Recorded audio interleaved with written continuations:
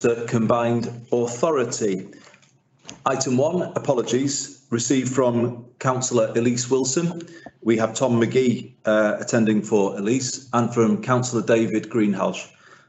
Councillor Martin Cox attending today for David. Also have apologies from Stockport Chief Executive Pam Smith, and we have Caroline Simpson attending for Pam. Item 2, Chair's announcements and urgent business. Just one, the announcement yesterday, of course, of the new tier arrangements for Greater Manchester, and the news that the City region, all 10 boroughs, will be in tier 3 for the coming period.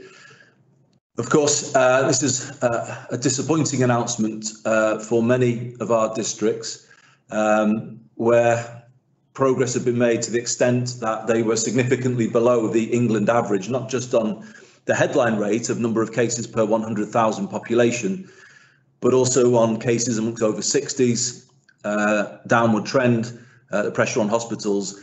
I think I need to put on record today my gratitude to the people of Greater Manchester for the sacrifices that have been made to put us in this much improved position, a position actually that was better than both the Liverpool City region and London when they originally went into tier 2. So it is with some frustration that we find ourselves as an entire city region in tier 3 over the coming winter. And there are concerns obviously about the Christmas arrangements, but also how the closure of hospitality through the New Year period will be managed, and the pressure particularly potentially on Greater Manchester Police as a part of that. So a disappointing decision for us, but one that certainly now presents exceptionally difficult challenges for many of our businesses who will be affected by the tier 3 closures, both the pubs and restaurants themselves, but also all of those businesses in the supply chain of the hospitality industry, cleaning, catering, security. A whole range of knock-on effects will be felt. If things stay as they are, I think we would share a real concern that many businesses will struggle to reopen at the next review point, which would seem now it will be mid-January, that these arrangements will be in place for the best part of a month. So together with other mayors, I will be certainly making the case for much more business support for areas in tier 3. And we will continue to support people in Greater Manchester in any way that we can through these extremely challenging times. And we have some announcements on the agenda today to that effect. So I don't know if any colleagues would like to come in on this item. I'm struggling to see hands today on the system, so if people could perhaps just shout if people wanted to come in. Can I make a brief point? Please, Richard. Not to repeat what you said, but as I do most mornings, I looked at this morning's stats, and what they show is a picture where, with the odd blip, but they've been blips rather than trends, that if you look at cases in over 60s, they're going down. If you look at cases overall, they're going down. If you look at cases in ICU, they're going down. If you look at the total number of hospital admissions, they're going down. The cases in care homes going down. So not only are the numbers as they are now in a better place than Liverpool, London were a few weeks ago, actually like Liverpool was, but like London wasn't, they are moving in the right direction, and that really makes one reason why the decision is fairly inexplicable. The other was, and it's a response to Graham Brady in Parliament, and let's face it, there has been, I think, a unified position in Greater Manchester for most of the time around this, where the Secretary of State said there were 1 or 2 boroughs in Greater Manchester that weren't doing so well, and he could not split Greater Manchester. However, in the very same day, he could split Surrey. that to take Waverley out of Surrey and treat it completely differently. And just you have to come to the conclusion that is this yet another one rule for the south and another rule for the north? Because if it could have been done there, it could have been done here as well. And there are all sorts of places now in Tier 2, staying in Tier 2, that got worse cases and worse trends than we've got in Greater Manchester. So it is, I think, really bad news. It is really inexplicable. I think there are going to be the problems that you've described anyway over Christmas. And notwithstanding, you're disappointed. I think I'm angry now. But we do need to keep repeating those messages, really, about people behaving safely, behaving responsibly, minimising the extent to which they do mix, ventilation, hygiene standards, all of those things, and particularly recognising that those people most at risk of being hospitalised if they do catch COVID are older people. If you do have elderly relatives, make sure you keep them safe over Christmas.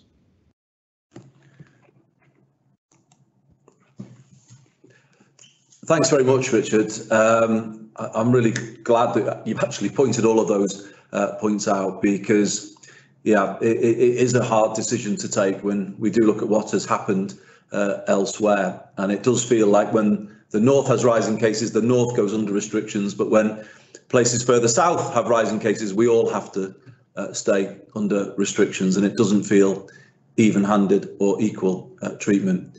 I don't know if any other colleagues would like to come in on this point. Andy, could I briefly just make a comment? Please, Andrew. Yeah. Richard articulated many of the concerns that I have as the leader of Trafford Council. Clearly, we have been significantly below the national average for some time now in terms of case numbers, but also Richard pointed to the general position across all of the government's supposed indicators for this. And it's just absolutely unclear now what we need to do to move through the tiers on a downward trajectory, and that is totally unacceptable, certainly from Trafford's perspective, and I appreciate and understand the reasons why we have been treated as a collective. Areas that were moved from Tier 3 into Tier 2 yesterday have higher rates of coronavirus than we have in my local authority area, and it is just unacceptable that both of those areas, both in the south of England, surprise, surprise, have been treated differently to the way that we have been treated here in Trafford. We then have the Surrey split that Richard identified, whilst being told that that was not applicable to us. And look, you know, it's very easy for us to say that people move across local authority borders in Greater Manchester, and of course they do. But I also share a border in Trafford with Warrington in Tier 2 with a higher rate of coronavirus than Trafford, and with Cheshire as well, with a higher rate of coronavirus, I believe, than Trafford. There is no rhyme or reason to what is going on here, and that is undermining the entire system of tiers up and down this country. There can be no confidence for us as leaders or for members of the public in this system when it operates in this way. It is rotten the way that it is currently being administered, not fit for purpose, and actually not only undermines confidence in that, but in the government's wider approach to coronavirus. Now, we could all talk about what a shambles that has been for several hours, but to do so would really actually damage the public health messaging that Richard's just reiterated. Now, what I've said to my residents, and I stand by it, is that I think this is the wrong decision. I am concerned about the impacts on businesses and also the wider health and wellbeing implications for the people of Trafford and indeed Greater Manchester. But we do need to stick together now. We do need to keep following that national guidance, and we need to make sure that we don't see that third spike in coronavirus in January by being as sensible as we can be whilst enjoying Christmas within those national restrictions. If we do that, I'm confident that we can come out and into a lower tier after Christmas. The challenge will be that that's where we should be now. And that this decision yesterday, certainly for Trafford, feels a little bit like the straw that breaks the camel's back. So I just say to residents, stick with this a little longer. We will get there, and you know, together we can continue to drive down the virus. Thanks, Andy. Thanks, Andrew. Well, I certainly share all of your feelings and frustrations, and you are absolutely right. Ministers need to explain these decisions more clearly than they have done. To make no mention of Greater Manchester in Parliament yesterday in the opening statement, I think was, well, something that will be noticed by people here, because we've been under restrictions for so many months now. This will mean we'll be under restrictions for 5 months, at least by the end of this next review. And I think people here needed recognition of that position from government ministers, and a sense that they were kind of looking at the pressures that they were under. But it was disappointing, to say the least, that there was no recognition of that yesterday in announcing their decisions. I don't know if any other colleague would like to come in. Andy, if I could just say a few words. Yes, please. Is that Martin? Is it? It is, yeah. Martin, yeah, please do. The floor's yours. I mean, the tone of what we say might be a bit different from what's been said at the meeting so far, but I think both myself and David in particular, have gone on record to say how disappointed we were with the announcement yesterday. We felt that Greater Manchester had done all it could to get into Tier 2. I think there is some sort of trade-off going on here. I think the government was under enormous pressure from all sides, it has to be said, to sort of cancel the Christmas amnesty. Well, they went ahead with that, and I think the result we got yesterday has something to do with that. So I think it's disappointing, and I think Graham Brady, I think you've already referenced him, Andy. I think Graham Brady spoke for a lot of us in Parliament yesterday when he said how disappointed we were.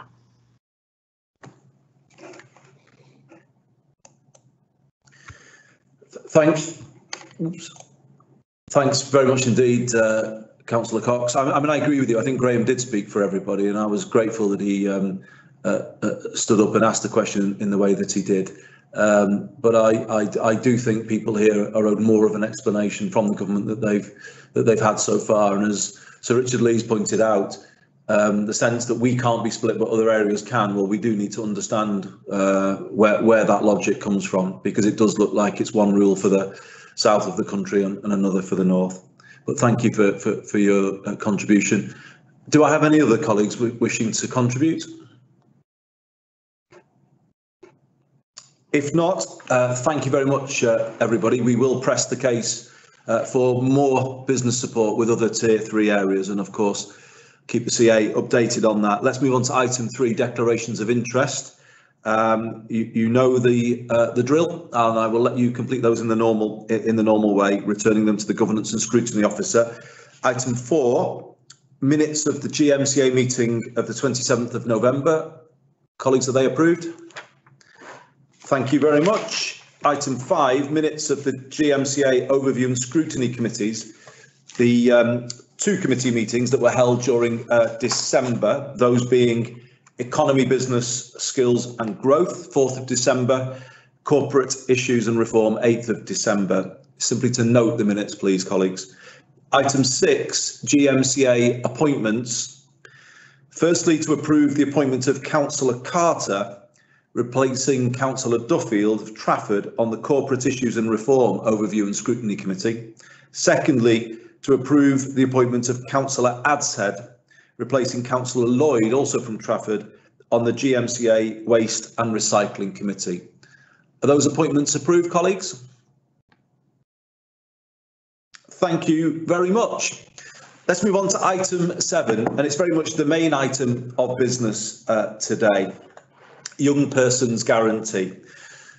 Colleagues will know earlier this year I asked somebody who is so well known to all of us, a real role model for young people across Greater Manchester, Diane Medal, to chair a youth task force to consider how this year has impacted on our young people, to hear from them and to make sure that we were listening to their voices, but also then to flesh out what we might do coming through this year, going into next year, to support them and help them put their lives back on track.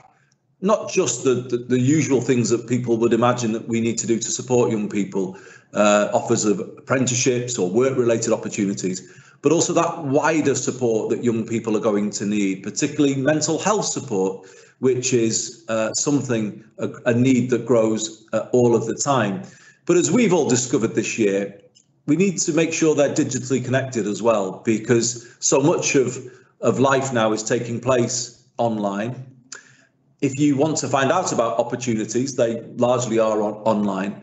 But we also know that so many of our young people don't necessarily have access to the devices or can afford the data to give them that ability to take part in the online space. So there are so many issues that are emerging here about the full extent of this year and the impact it's had on people. And I think we need to really understand that as we get ready for recovery in the new year. So I would just want to say to Diane, thank you so much for doing an outstanding job in making sure the voices of our young people have been heard this year.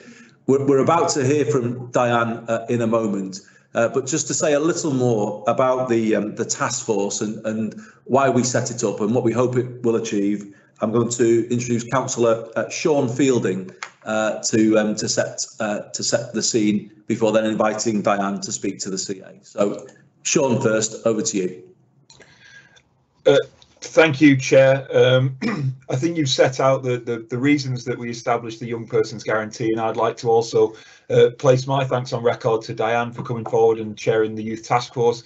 Diane has brought something to it that I think, had it been completely officer or politician led here, we would not have been able to achieve, and we would not have been able to reach the young people that Diane's involvement has brought to this. Clearly, we know that young people are disproportionately affected by the situation that we find ourselves in terms of the sectors that are affected in the economy, are places where young people often get their first jobs or are working to support their studies at the same time. And that's in common with many recessions in the past, where again young people have been disproportionately affected, and is likely to be the case in the future. And so that's why it's important that, as a city region that wants to be a place where it's a good place to grow up, get on and grow old, we need to get our offer for young people absolutely right. And we know that here in Greater Manchester there are young people that start from further behind than in other parts of the country as well, so it's important that we have that offer. Now, I'm not going to propose to go on at length, because Diane's going to go into the detail of what she's been working on over the past few months, but I do need to extend our thank yous to Nicola MacLeod from the CA, who has been incredible in supporting this work, and her team, who have been incredible in supporting it too.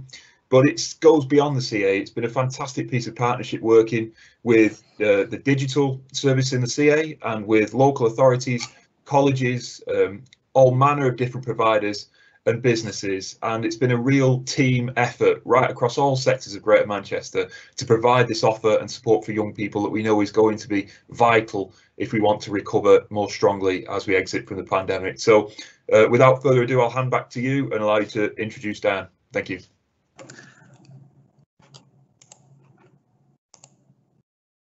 Thanks very much indeed, Sean. You put it really well, and you've been a fantastic ambassador for this work and for our younger people across the city region, and we're really grateful for everything that you do. This agenda is going to be hugely important come the new year, and I think what we're about to hear really will set us up in the right way to face it. So she is certainly one of our own, and somebody who achieved great success as an athlete, an Olympian representing our country. And I know there's nobody here who knows Greater Manchester better than Diane, but also what challenges our young people face, particularly because of the work that she's done through the Diane Medal Sports Foundation over many years. Somebody who cares passionately about giving opportunity to all. So I will now hand over the floor to our very own Diane Medal, OBE. Diane. Thank you, Andy. I appreciate that. Not quite OBE. Oh. Yeah, I don't know if there's something in the pipeline, but MBE. But oh, okay. Thank you. And just to echo what you and Councillor Sean Fielding have said, I'm really appreciative of the opportunity to have been able to carry out this work. Since retiring from international athletics, I have dedicated my career to being the eyes, the ears and the mouthpiece, if you like, of the young people across Manchester and certainly Greater Manchester. And I'm grateful for this opportunity to be able to share back with you the work that we have been doing. I'd like to start with thanking the team, and my thanks to both yours, Andy, and that of Sean. Gemma Marsh, Nicola MacLeod, who we've already mentioned, Jack Loughlin, Laura Stewart, Bronwyn Raper, Sophie Hope, Fiona Lisheko, Rachel Harley, Kelly Gillespie and Adrian Bates have been amazing. And we have also had the support of Laura Jane Rawlings from Youth Employment UK. It's important to mention them because they have gone above and beyond in committing to the Young Persons Guarantee and has enabled us to deliver something that I'm certainly proud of. And I know you've all received the report and hope that having read it, it gives you a sense and a reflection of just how much work has gone into it. The purpose of the report is to provide you and the GMCA with an overview of the Young Persons Guarantee, our work to date, outlining the processes of the youth consultation that we did way back in June and throughout the Young Persons Guarantee. It also describes the work of the Youth Task Force, our partnerships that we created, and it gives us and the team an opportunity to therefore share that final report back with you, and importantly the recommendations suggested by the task force group and the young people, the youth advisory group. The final report obviously has an overview, but it sets out the high-level recommendations from the young people, from the advisory group and the task force, and it also goes in some detail about the further suggested work that we would want to focus on.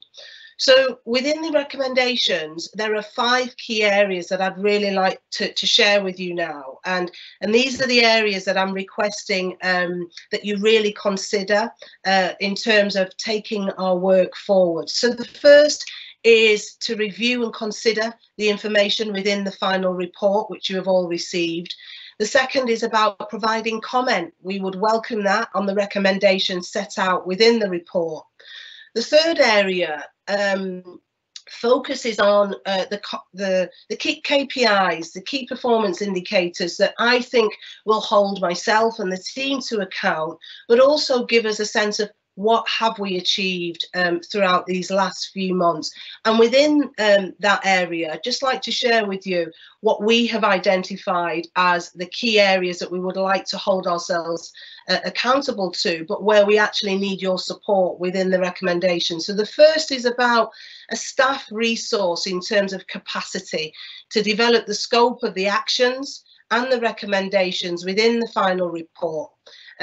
Having that level of resource will help us galvanise the partners, the businesses and the local authority that will help us drive those recommendations forward.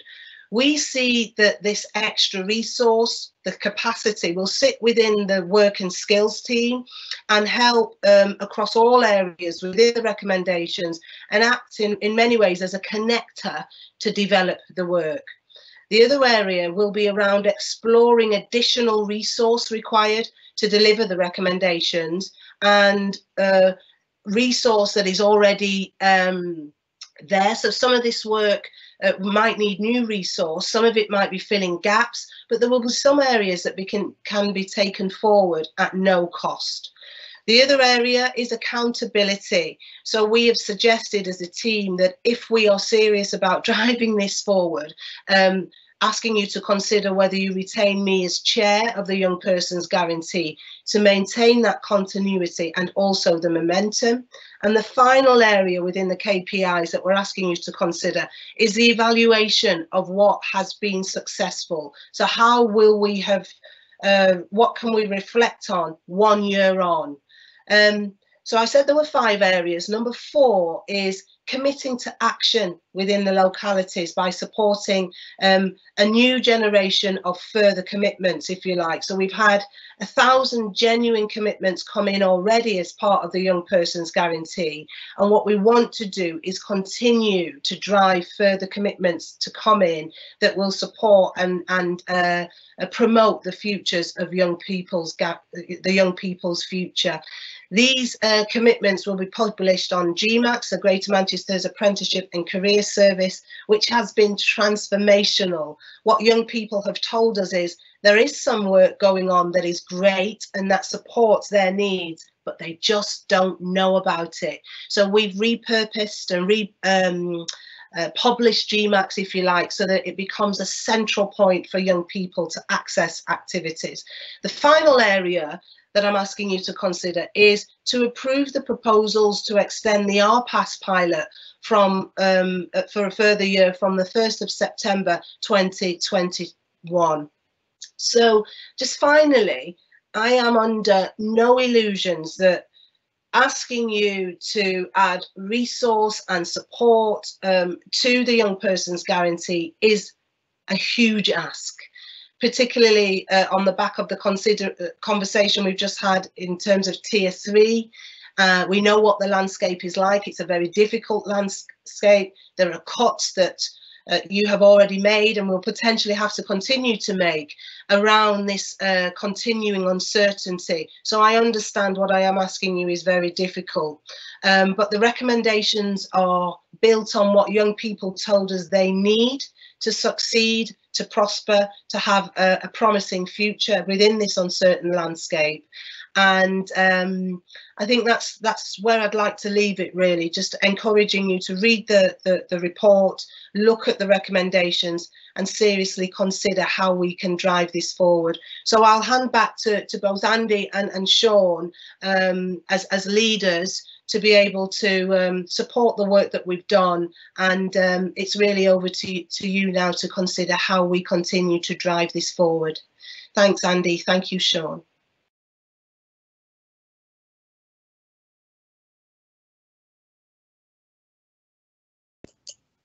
Mike. Andy, you're on mute. Thanks so much. Thanks, everyone. Thanks so much, Diane. The ball is most certainly in our court. It's such a powerful report. Goes through those areas, doesn't it? How we keep our young people connected, how they keep them well, staying well, making good transitions in life, and Gmca is an important vehicle for that, isn't it? But also reducing the inequalities that we know we've got within the city region. It's harder for some of our young people to get on in life than it is for others, and we really now need to face up to that. But just to sort of give more of a detailed response, I'm now going to invite the leader of Bury Council and our portfolio lead for children, Eamon O'Brien, just to give his response. Eamon. Thank you, Chair. I think my camera isn't turning on this morning, so hopefully at the very least you can hear me. We can, Eamon. All right, excellent. Yeah, I just wanted to echo, obviously, the thanks to Diane and the whole team, that, you know, the list of people she mentioned, and of course, you know, the young people themselves for the work that they've contributed, because I think what we've seen through this piece of work is a very different way of approaching these challenges that we face. You know, rather than a sort of top-down, as Sean mentioned it earlier, you know, politician, officer-led response, producing a report with probably some recommendations. You know, this was a really authentic piece of work driven by the realities that young people face. And it's when you get down to that authenticity that you actually start to really be in the territory of making the changes that are needed.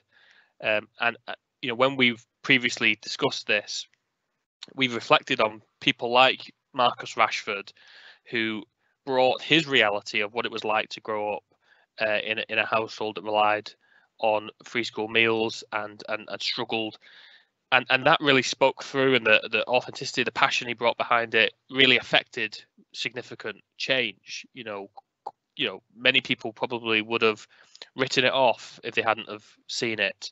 And this is really what this piece of work has tried to do, is try to capture from the young people themselves across those age groups, what are the issues? And I think it really is incumbent on us to respond in the way that Diane has set out and what's in the report, because if we don't respond in that way, we are effectively denying our responsibility and denying these young people the opportunity to be more involved, to get engaged, to make that change, to have a bit of power for once, to actually start to influence things.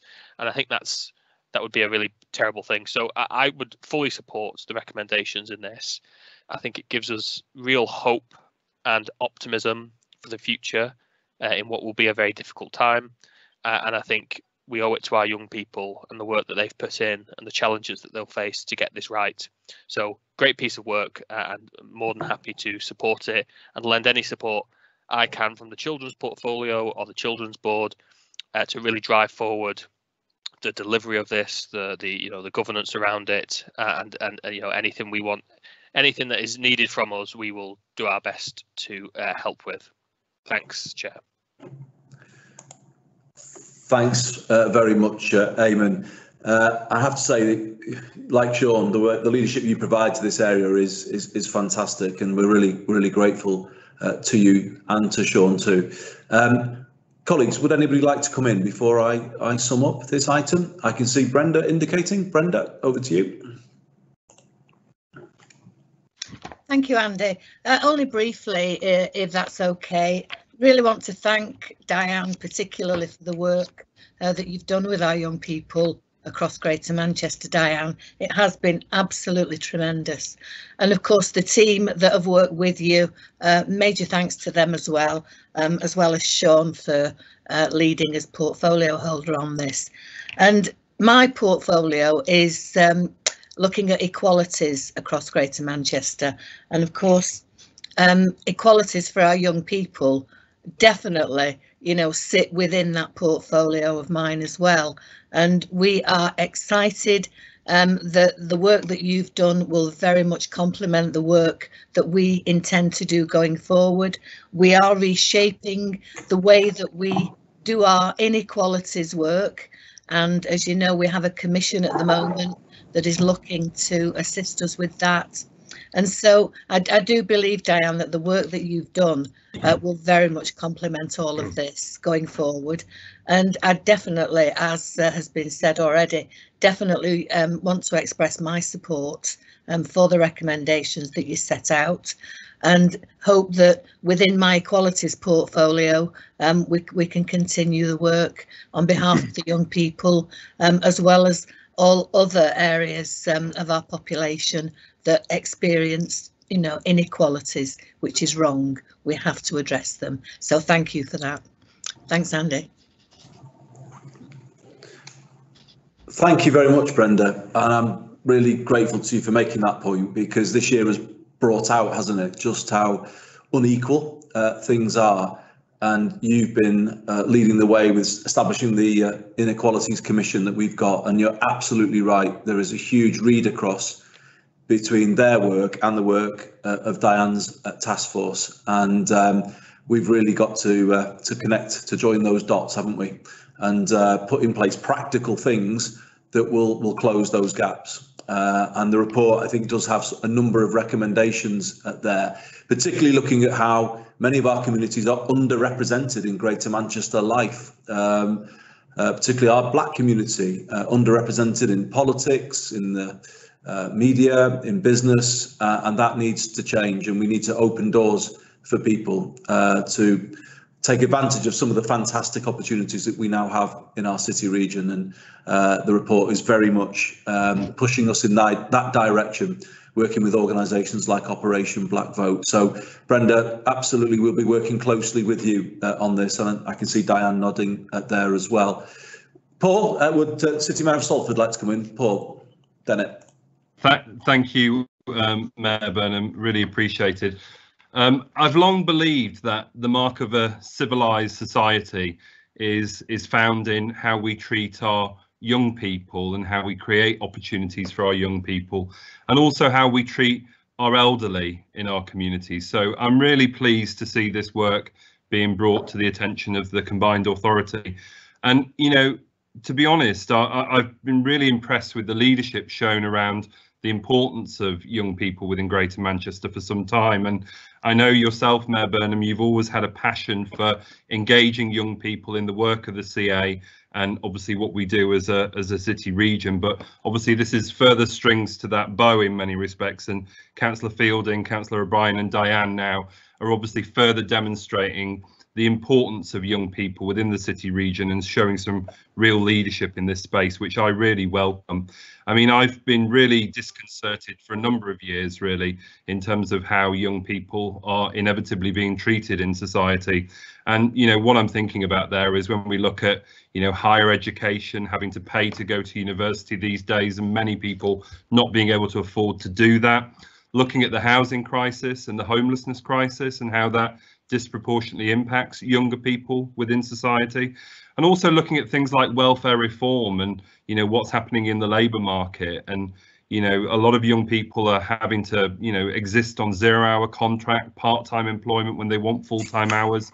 And then when we look at the impact of COVID-19, and, you know, we've already talked about the tier arrangements earlier in proceedings, but, you know, I'm also acutely aware that young people are disproportionately impacted as a consequence of COVID-19 in terms of those young people working in the hospitality sector, the leisure sector, the accommodation sector here in Greater Manchester, and now finding themselves on furlough or even worse, without a job as we, you know, approach those Christmas times of supposed celebration. So I really welcome this, and obviously how we operationalise this is going to be really, really important, and the co-production and the empowerment that sits at the heart of this is really, really heartening to see.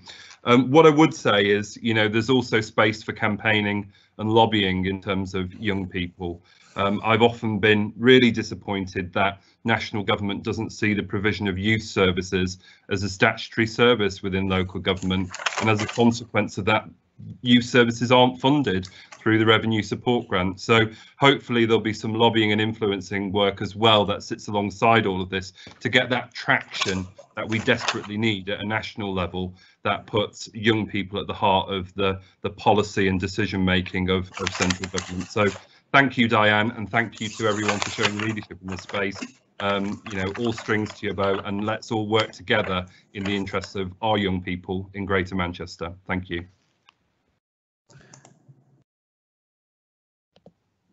Thanks so much, Paul. And actually, so much of this work draws inspiration from what's been going on in Salford for many years. And so, you know, we're very grateful to you and your colleagues for that. And you mentioned housing as an issue facing young people. You are absolutely right to touch on that. You and I, Paul, have worked on a proposal for a youth homelessness prevention pilot in Greater Manchester, and I think this is now confirmed and coming forward as part of this work. So thank you to you for that. I think we also need to keep a focus on particularly young people leaving care and their access to housing.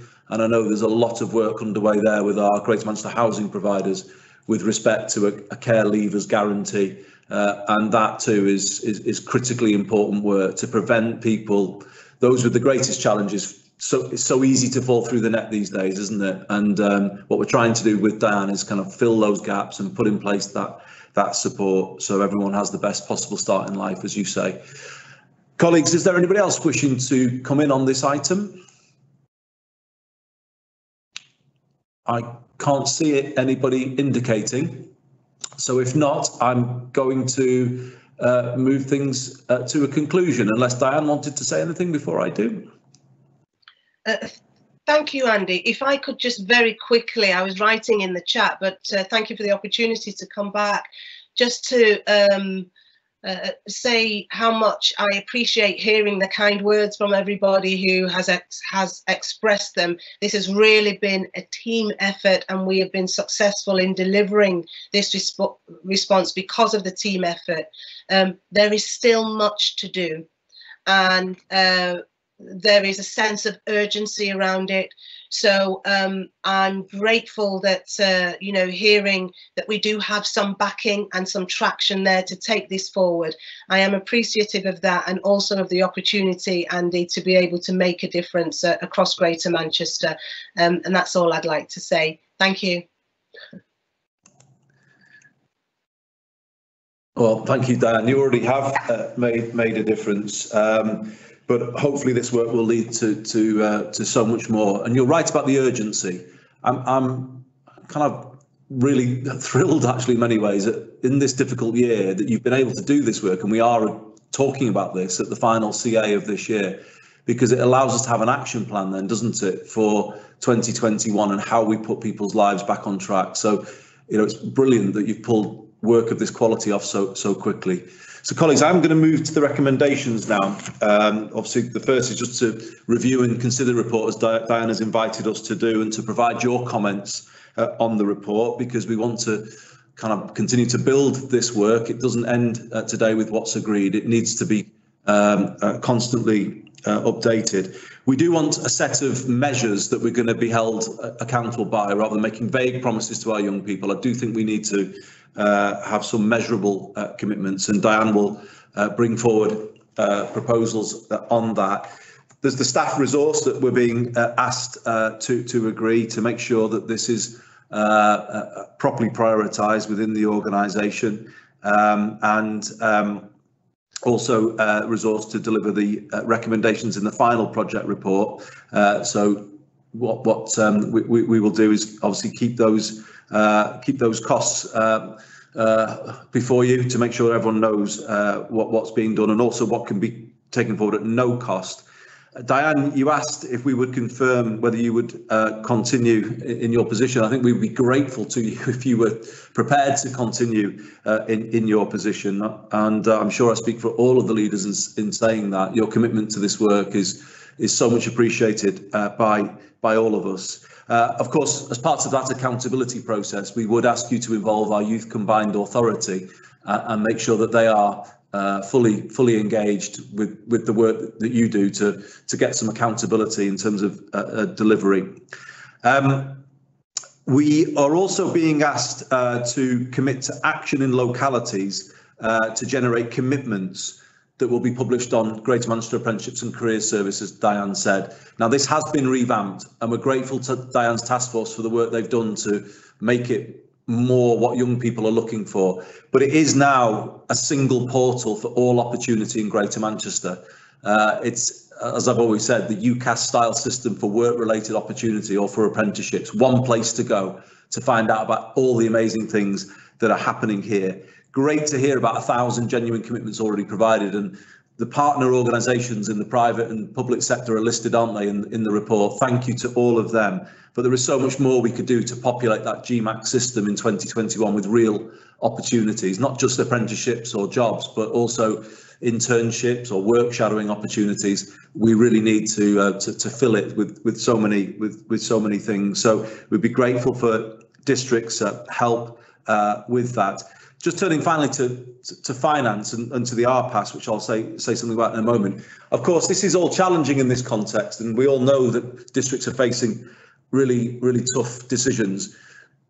There is the importance of supporting young people in any circumstance, of course, but I think what we'll need to do is build innovative networks to fund some of this work, you know, bringing in contributions from colleagues in the private sector, building networks, finding new ways of bringing in support. So I don't think we need to feel daunted about that. This is about kind of working in a different way, as we like to do here, to open up opportunity to people. But specifically on the RPAS, colleagues, we are being asked today to approve an extension to the pilot for a further year, beginning at the 1st of September 2021. As you'll know, it was always a 2-year pilot, and that has somewhat been disrupted by the year that we've just lived through. It's not been a year that we can use to evaluate the usage of the RPAS, because it's not been a normal academic year. So we're being asked to extend it.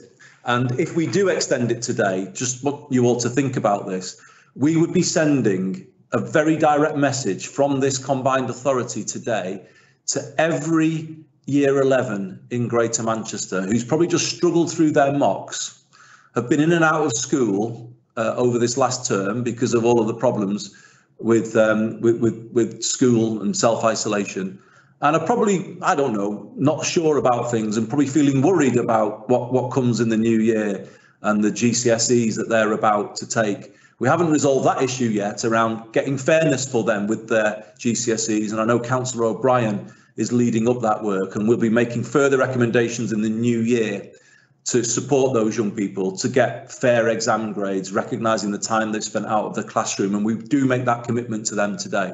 But we're making a different commitment to them today if we approve this recommendation, because what we're saying to those young people, when they've done their GCSEs in the summer, we will support them with free travel and access to free opportunities so that they can go to the college of their choice and that they can put their lives back on track. And I think that is a massive commitment from us today to those 15 and 16-year-olds in Greater Manchester who, quite honestly, are probably at a pretty low ebb at the moment, pretty unsure about things and need a bit of a lift. We can give them a lift today. So, colleagues, I'm asking you to support that recommendation and indeed all of the recommendations, and I'll put those to you for approval. Are they approved, colleagues? Thank you very much indeed, everybody. And thank you again, Diane, and all of the people you mentioned who'd worked on this and all of the young people who've been involved. And we move on to item 8, which is actually a related item, very related item, because this whole question of well-being, of staying healthy, is, of course, a big part of Diane's report. And it's kind of very apt, really, that we can move straight to a point of action on the report with this paper that we have on the No Child Goes Hungry initiative. It's obviously been the case this year that families have struggled because of the loss of income, and we know that that is continuing. There obviously is a situation where some people are living only on part of their income. Many other people have had no income at all this year. 3 million people across the country, many of them live in Greater Manchester. Families are really struggling right now. And as we know, children eligible for free school meals obviously experience the greatest uncertainty, particularly when the school holidays approach. The October half term saw no direct support for these families, despite a national campaign. And it was local leadership in our districts that stepped forward to plug gaps in this national response. But at the Greater Manchester level, I'm pleased that my office, working with the Greater Manchester Mayor's Charity, also played a part, working with the co-op. We supported the distribution of 1,000 emergency food cards for young people across Greater Manchester. And the feedback from the frontline workers who were kind of given these cards was extremely positive, and they were saying they could have used them twice over. They were a lifeline for young people during evenings and weekends, and it really gave them something to offer young people in crisis, and it was deemed to be very, very valuable indeed. So while we've had since the welcome announcement of the DWP COVID winter grant scheme, which will provide support for families experiencing food insecurity, the eligibility criteria for that scheme still excludes certain families. It's really important to point that out. Some families will still fall through the gaps of what's been announced. So these are low-income families above the threshold of benefit entitlement, as the paper says, but actually still struggling financially. People who've just become unemployed and in that sort of 5-week gap before they can access universal credit. So obviously they fall out of that scheme. Individuals who are self-isolating and who don't meet the criteria for the payment of the test and trace isolation payment. And you as districts know there are a lot of people out there and there are real problems with that scheme. And of course there are families in Greater Manchester with no recourse to public funds. Now, I know you as leaders want a city region where no child goes hungry. That is what we stand for. And I have said on your behalf to Marcus Rashford, who Councillor O'Brien mentioned earlier, that I want him to feel that his home region is doing everything that he is calling for and actually making him proud and strengthening his national campaign. And I think we should do that. We shouldn't accept a situation where any child goes hungry. And the idea is to build this initiative in the new year into a broader initiative that can work through those holiday periods to support people, not just with cards, but with more more detailed work with local groups to provide a range of support to families. But building on the success of the autumn, we think there needs to be a No Child Goes Hungry campaign in December to provide a platform, a safety platform for young people who might be in need, those who need immediate access to food and can't get it, or families in financial hardship but can't get government support. So we've been in discussions with the Greater Manchester Mayor's charity colleagues, and you'll see the recommendations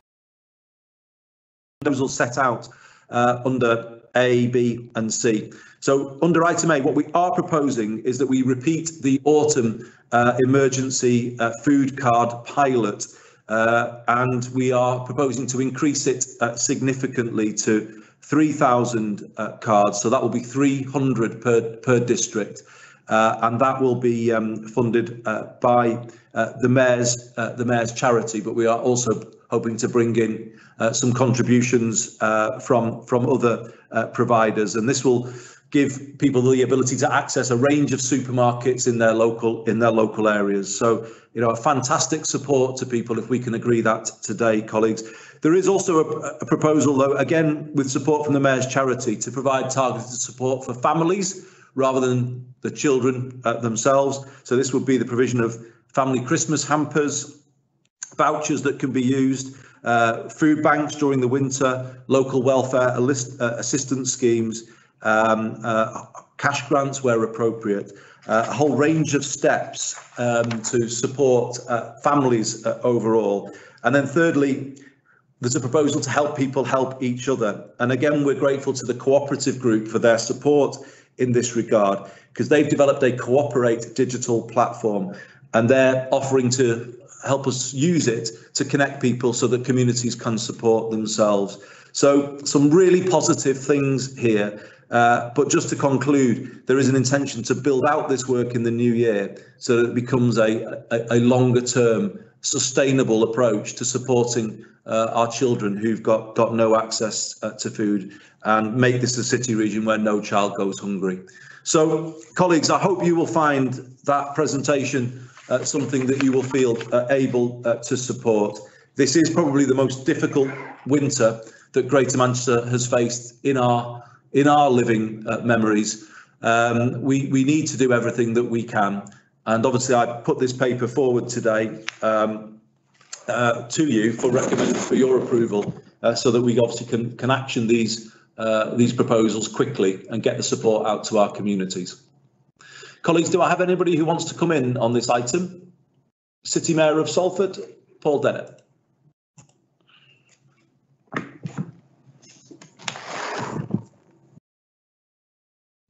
On mute, Paul.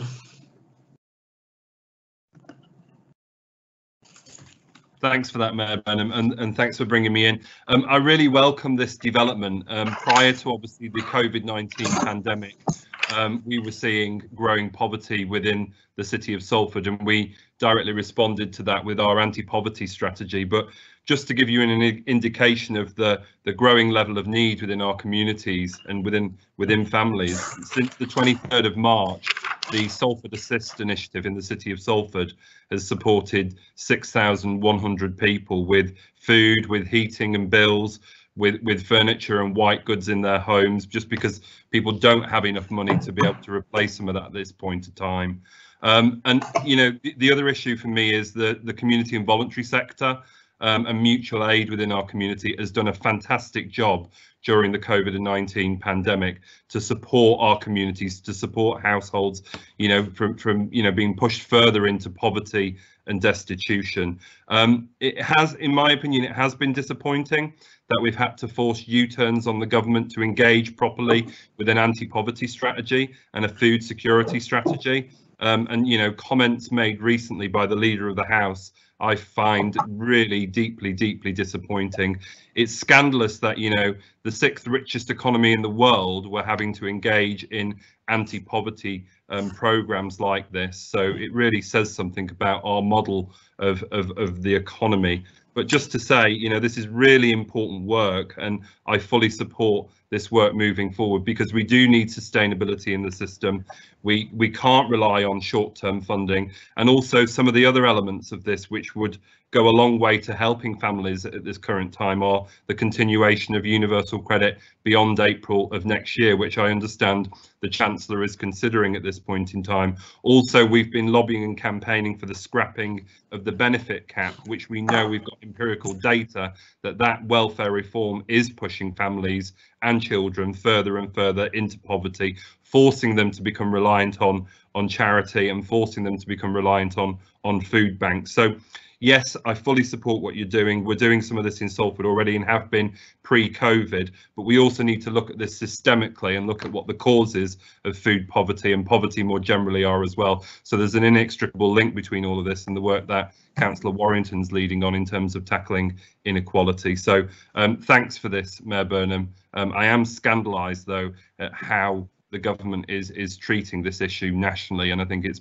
fairly, scandalous, to be honest with you. So thank you. Cheers.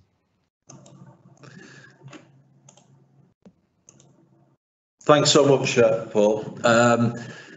Yes, I think we should be thanking UNICEF for coming to our support over these issues rather than denigrating them, to say the least. But I fully agree with everything that you've said. This will make a practical difference this winter and is exactly what we should be doing. So thank you, Paul.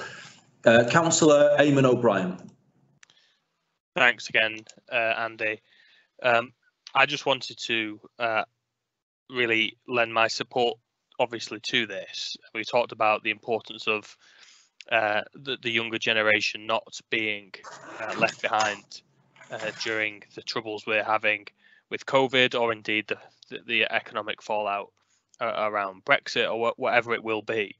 And this is clearly the sharp end of that, and many families clearly are already feeling that with this support and the support that Mayor Bennett outlined, but of course there were all of the local authorities are having that extra pressure now on their hardship funds and local welfare assistance, and we hope that the recovery from COVID will be swift, because otherwise many of these issues will simply be bottled up for a long time to come.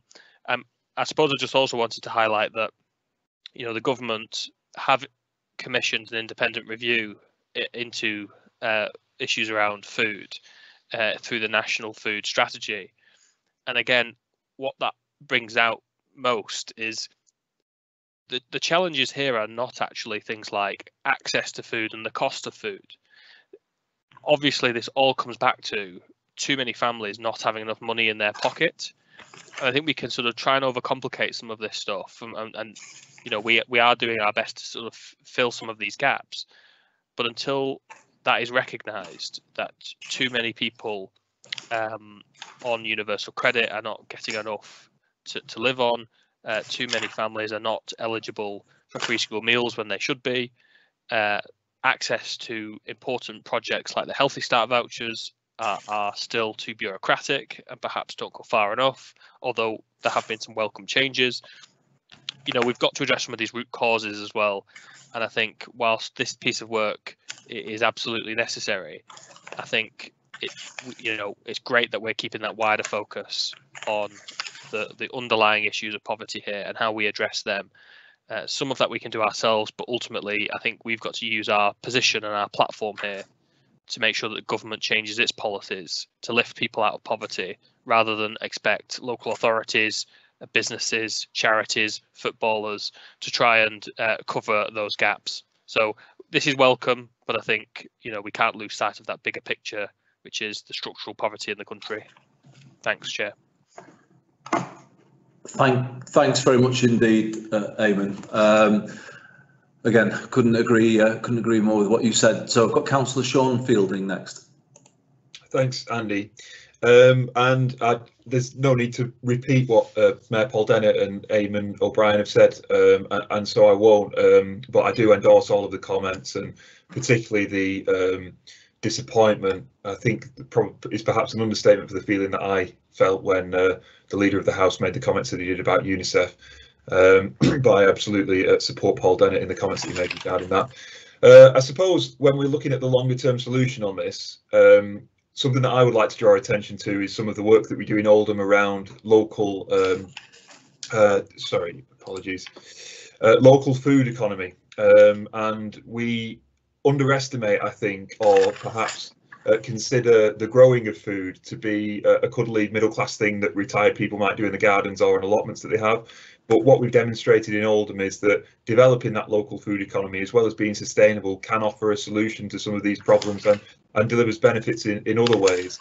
And so we've had an ambitious programme around Get Oldham Growing.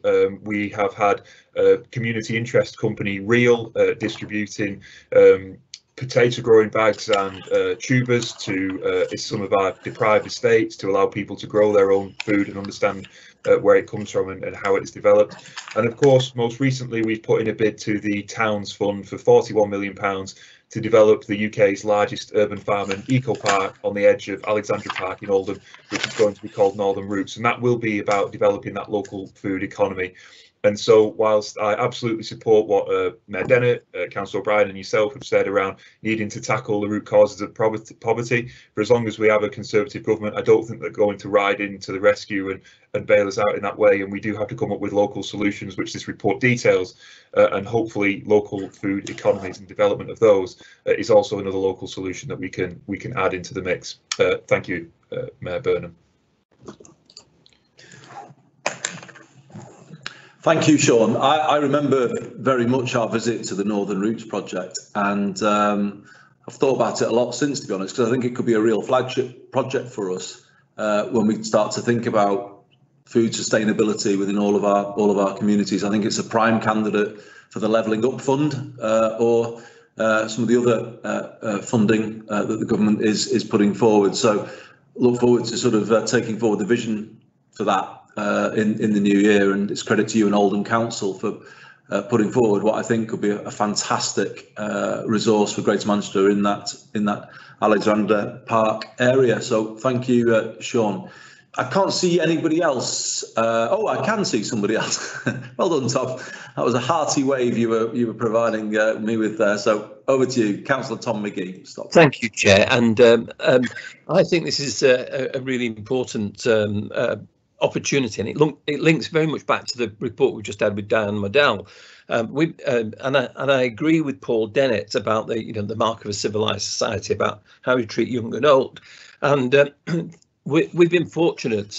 We've put some money in ourselves into hardship funds, but we've had the Stockport County Football Club who've led a drive to make some community funds available, which has meant that what we've been able to do is actually do some of the things that that are missing. So, for example, they've managed to support 300 Aquinas College, sixth form college students over Christmas, who wouldn't have been eligible in the other funding, amongst a range of other things. And that links back also to the thing that we were talking about with Diane Modell, because a lot of this is about digital inclusion, having access to the data or the data, being able to use, it's all right having a machine or a tablet, but if you can't get the data, and you need that to operate as a well, all families probably need that these days. So from our point of view, we're delighted that we've got that support with our Sector 3, which is a combination of third sector charities. But I agree, we shouldn't have to rely on this.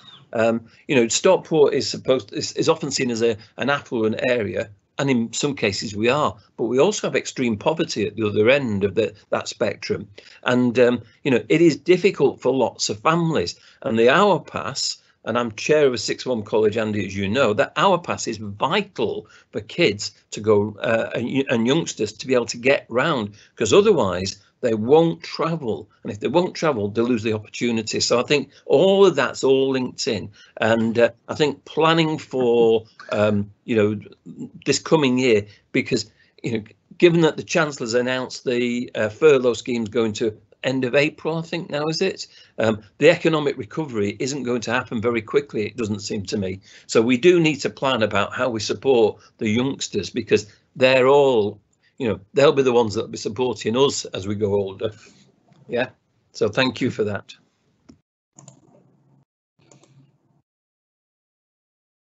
Well said, Tom.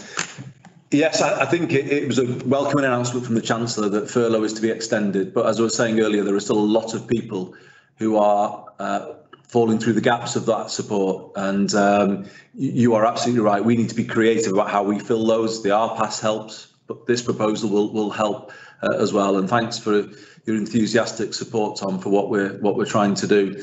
And we're really impressed with Stockport County under their current ownership. The things that they're doing in your community are amazing. But could you pass on a message to them that they need to focus a bit on getting back into the Football League as well, because that's important as well. But we do notice that as well. We do notice what they're doing, and it's hugely appreciated. Colleagues, anybody else want to come in on this item? If not, can I take you back then to the recommendations that were set out, and obviously the support that we're seeking. It will help your teams, colleagues, on the ground in your communities through this challenging holiday period. So could I ask for your support for the proposals as set out today? Thank you very much. Let's move on, colleagues, to item 9, which is the Living with COVID plan, resilience plan, progress update. You are familiar with this plan, so you'll be pleased there. I'm not going to go through all of the details. We passed it in September, and I think it was important to do so to kind of give us a bit of a route map through this time that we're living through. And I think the purpose of this update is to sort of look at how things have changed even in those few short months. Of course, we've had to respond to the second wave of the pandemic, and that has tested our structures and our finances. And as a result of that, we need to sort of think through what that means for the plan going forward. I'll just refer you to paragraph 1.6, which references the survey that has been carried out detailing the lived experience of Greater Manchester residents this year. It's a really important piece of insight and intelligence into people's lives, and I think it again comes through that the hardship that people are facing is perhaps even greater sometimes than is realised. The statistic that stands out for me is that over half of our residents are reporting some form of mental health impact. And that requires us to think again about how we're prioritising the support through the plan. So we need to keep updating this as we go along.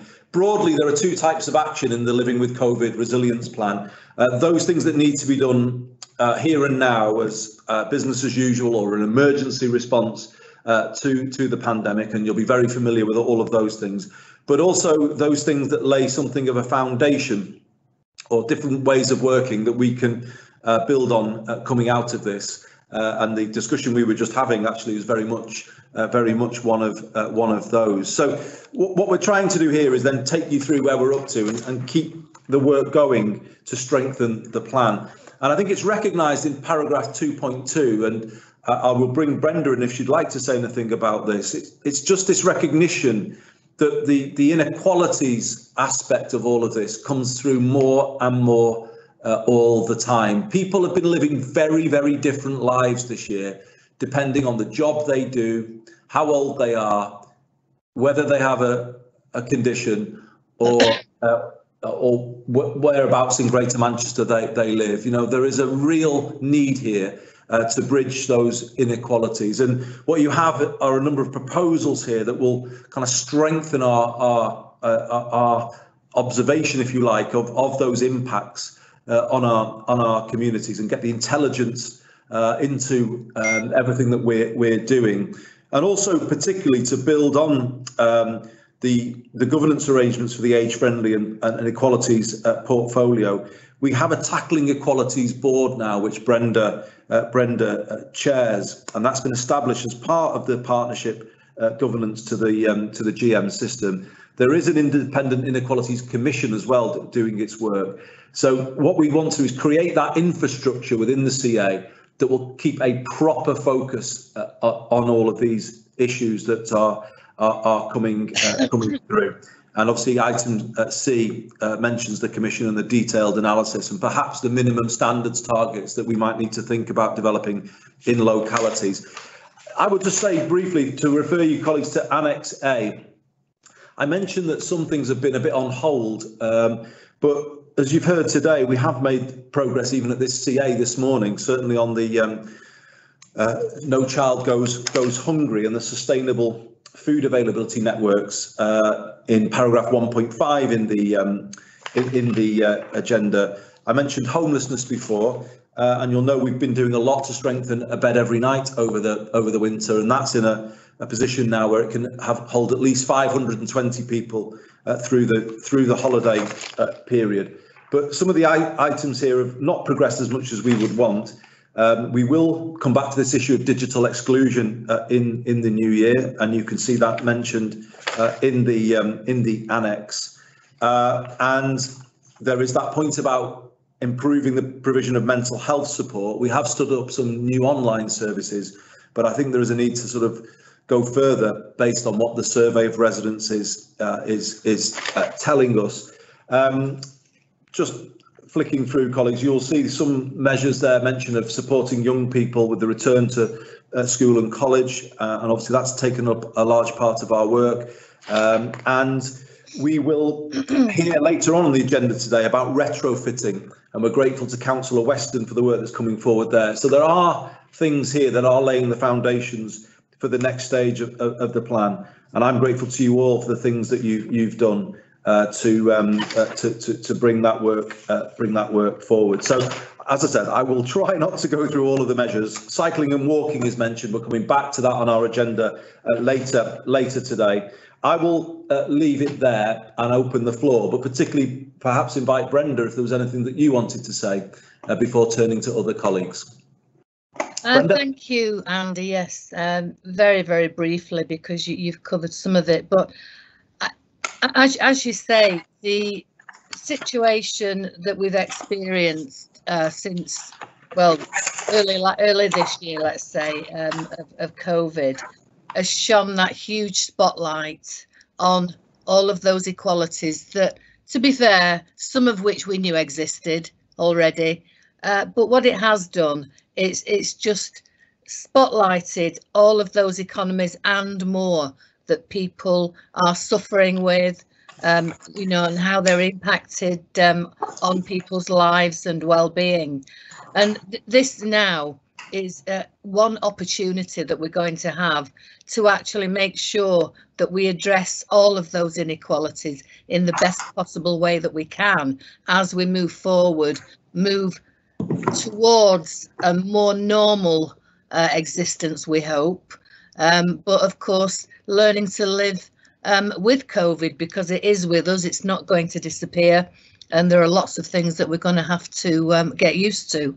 But nevertheless, lots of different opportunities are arising. But one of the things that we can do is in everything that we do at all levels, both within the combined authority, within every district, is when we are looking to introduce any policies whatsoever within our own arenas, that we always make sure that we assess and we identify the impact of that proposal, that possible policy, on equalities, but more particularly on inequalities, be that financial, be that environmental, you know, be that health, whatever the policy might be. Let's always make sure that we look at the impact from an equalities point of view, and if we do that, then I think that we're going to go a long way to introducing our policies in a way that will benefit the people that need it, and obviously by doing that it benefits everyone, quite frankly. So I think that's one thing that we need to perhaps positively make a point of doing until it becomes the norm, and you know, we don't even have to think about it anymore because it's done automatically. So that is a plea from me, if you like, that all of our inequalities are taken seriously and addressed in the way that they need to be, whatever work we're doing at any level. So if I can just throw that into the mix, Andy, I'd be very pleased if people could agree to that. Thank you. Well, thank you, Brenda. You've done more than throw it into the mix this year. You've provided brilliant leadership on the equalities agenda, and I think it's now much more at the heart of everything that we're doing because of the way you brought your proposals forward, and this will take that a step further today. You're right. Every single thing we do now needs to think about how do we level up Greater Manchester? That's the point, isn't it? And for all, this is a great place to live, and there's great values. There's more we can do to level up our own communities, isn't there?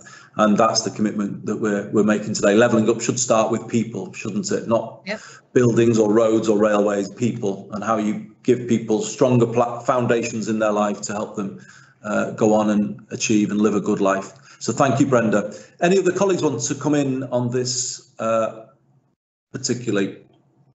It is an update. It's set out for you, colleagues, in the paper. So if I can, in thanking Brenda for her contribution, just ask you to note the update. And of course, we'll continue to bring back to you further iterations of the plan as this work continues. Thank you very much, colleagues. So let us move on to item 10. And that is a monthly economic recovery update. I think, am I inviting Simon Oakes or Jim Taylor to present? Because I think Jim's starting. Simon Taylor. I think Jim maybe the next paper is that right? But let me bring in Simon first. Obviously, no Elise with us today, but over to you, Simon. Andy, I think Jim's going to present initially, and I'll come in if there are any questions. My apologies. Sorry, Jim. Over to you, Jim. Okay, Chair. Thank you. Obviously, members of the CA are very well versed with these updates. Clearly, this one today probably has a different nuance than previous ones that we brought. The report is in 4 sections. It looks at the current economic conditions. It then talks about business and consumer confidence. Then the GM business indicators provides data which is gathered by GM-based organisations on business sentiment and confidence, and then behavioural insights and movements of people across Greater Manchester. There is an online version of the dashboard which is updated regularly, so members wouldn't need to wait for the monthly report. Perhaps just highlight a few things in terms of the headlines. Obviously, when we look at the claimant accounts, these sentiments have been referenced, I think, previously in the meeting. We have a rapid increase from April to May, but it's now steady, but it's still very, very high, as members will see. In terms of, we talked a lot about business grants previously, but in terms of business loans, there's been 560 million of what are called CBIL loans and over 1.6 billion of bounce back loans which have been offered to GM companies, which is significant, but many will say not enough. In terms of furlough, we have about 8% of our workforce on furlough, and we've already referenced that's now been extended. That's 103,000 or so employees. In terms of mobility tracking across the conurbation, it's probably no surprise that fewer people are moving through all locations apart from private residential areas. So the report is for noting or any comments, and so I'll stop there, Chair. Thank you. Thanks very much, Jim. So Simon, can I bring you in to provide any further information? Obviously, this item is going to become increasingly important to us as we come through into the new year. So just over to you for anything else. Thanks, Andy. Just, I mean, very briefly, Jim's covered the main points. Obviously, I think we've tried very hard. I mean, a lot of economic data is actually quite out of date, and we've tried really hard this time around to bring in some new data sources to try and give us an accurate and an up-to-date picture as possible about what's going on in the economy. I think it's very clear, as you were just saying, in terms of economic recovery as we move into 2021. You know, we've only just seen the start of the economic issues that we're going to see across the conurbation, and yeah, significant forecasts of decline. You know, potentially the Greater Manchester economy will have declined by 10% during this financial year, or further at the moment, but build back even by the end of the financial year will still be 10% lower than it would have been, with massive potential increase in unemployment. So obviously keeping a track of this data is going to be very, very important as we move forward over the coming months to understand exactly what's happening in the economy, and looking at what support is out there to businesses and to individuals, and how we fill any gaps in that to make sure that we're making the sort of transition out of COVID restrictions and into economic recovery as painless as possible, both for businesses and for individuals. Probably that's what I want to add. Thanks, Andy. Thanks, Jim. Thanks, Simon. Any colleagues wanting to come in on this item? Yes, please, Andy, if that's okay. Please, Andrew. Yeah, Councillor Andrew Weston.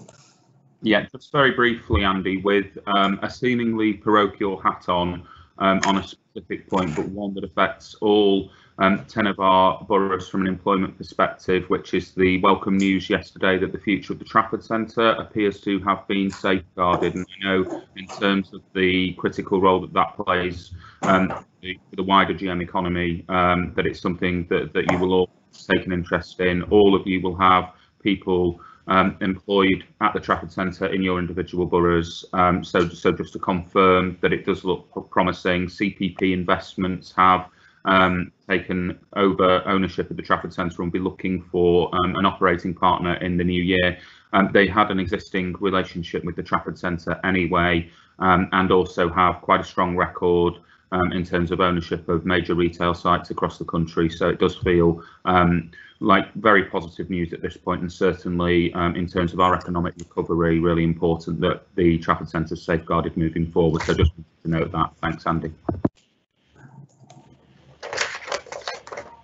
Thanks, Andrew. And hardly parochial, because I think every single one of our boroughs and every single resident within them will visit at some point. So obviously it's a major facility at the heart of the city region, and actually a national facility. So you're absolutely right. Very good news to end the year on.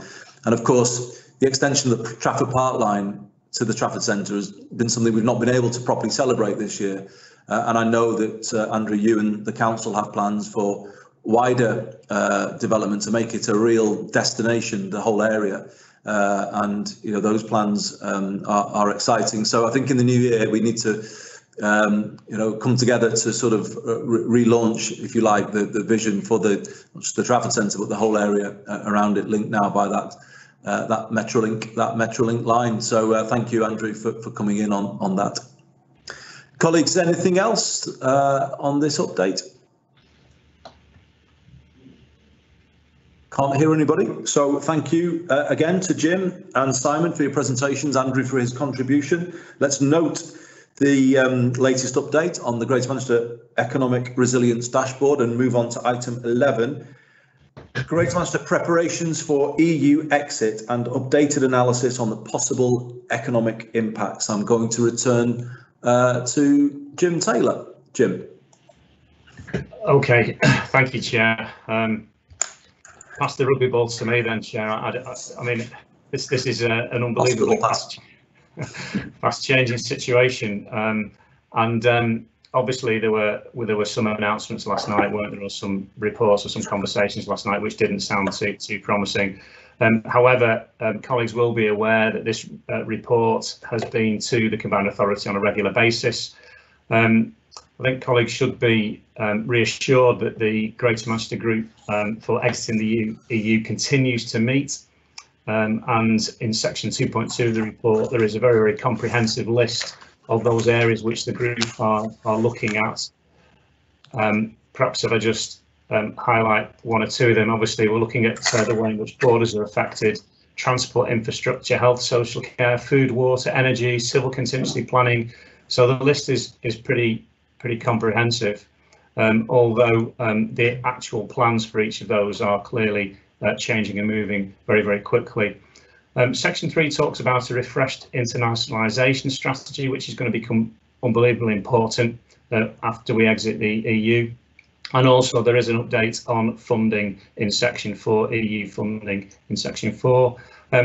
There is a significant data analysis and forecasting in the remainder of the paper, which I don't intend to go through, but I would just highlight that the analyses are focused on the trade and labour market impacts of those various Brexit scenarios, and the analyses also of specific government policy announcements. And as I've already mentioned, the analysis here is more comprehensive, but does build on previous versions presented to the CA. So the recommendations are at the front of the report. I think it's page 111 of the agenda pack. Thank you, Chair.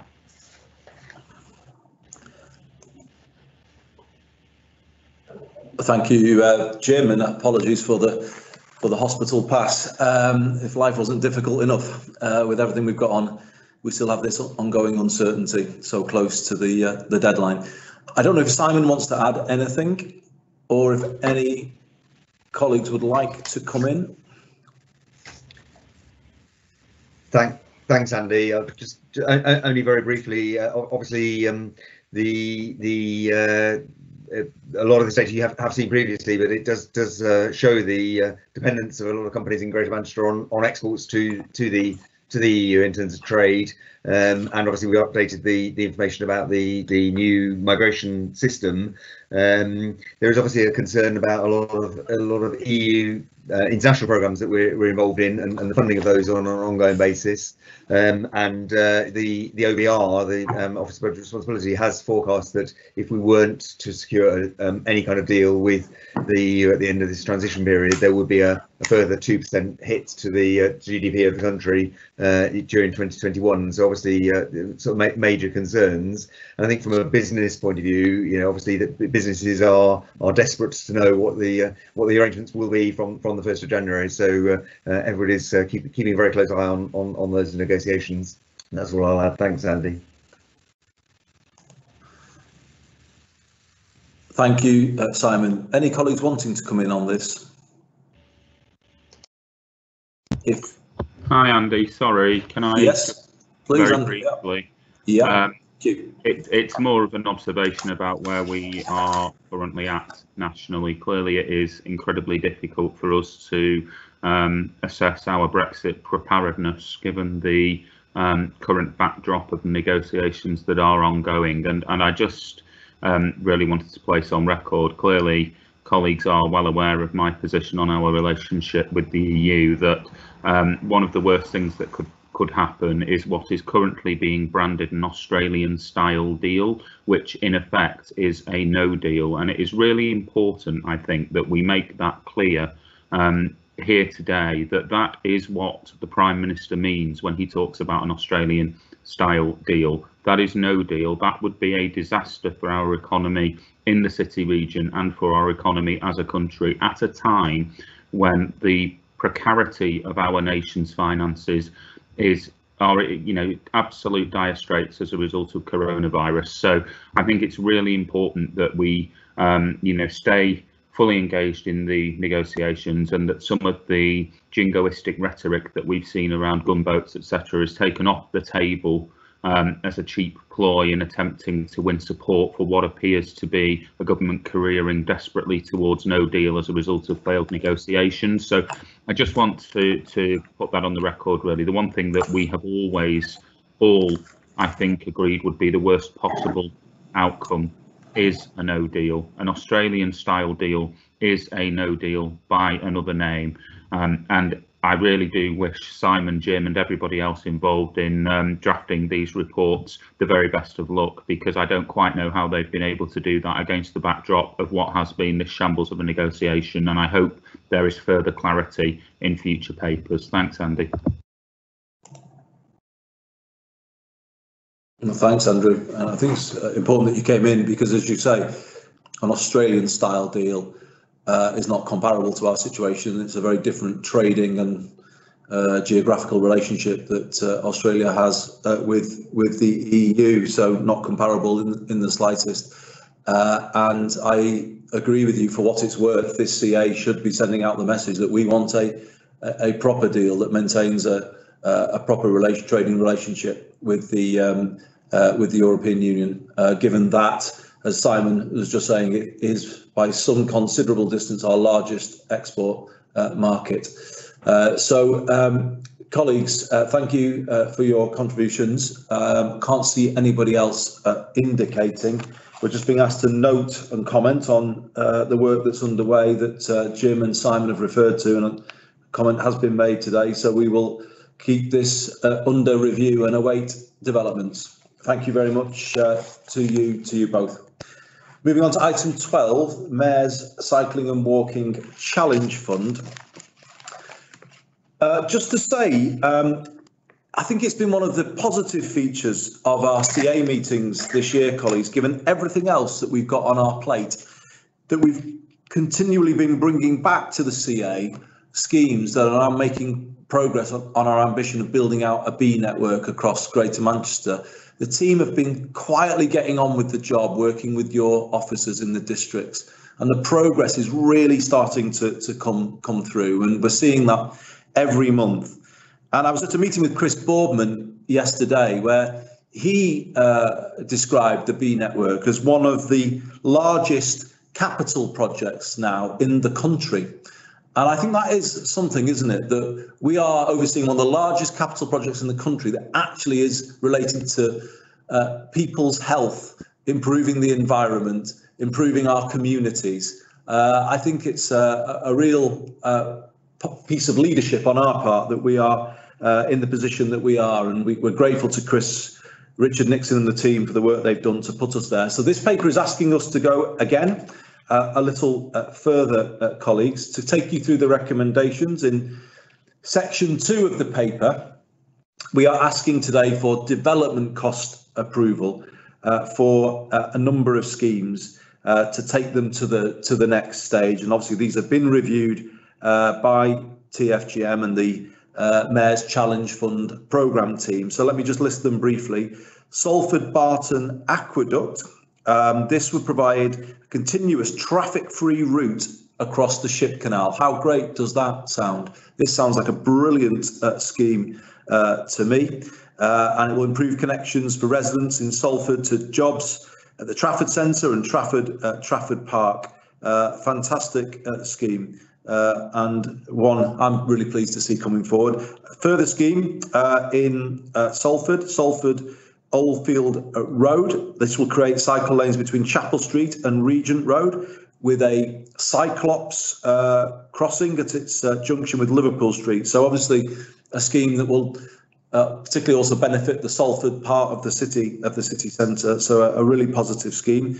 We have Bolton West Horton Active Neighbourhood Scheme, and this will use community engagement to create filtered neighbourhoods with new walking and cycling links across and around Bolton Road and Church Street, the A6 and the A58. We know how those roads kind of really cut through those communities, so this is a really important scheme that benefits residents there. And then finally, another Bolton scheme, Bolton Astley Bridge and Crompton, another active neighbourhood scheme, again based on feedback from the community, with modal filters, upgraded crossing points, improved access to schools and shops in Blackburn Road, Halliwell Road, Mossbank Way. So four really positive schemes, colleagues, 2 in Salford, 2 in Bolton, together a cost ask of you of £2.1 million, and this would result in 59 schemes having received approval, development cost approval in the scheme. So secondly, we are being asked to move on with full scheme approval for a couple of schemes. These being the GM-wide Bee Network Crossings programme, which has a funding requirement of £2.4 million.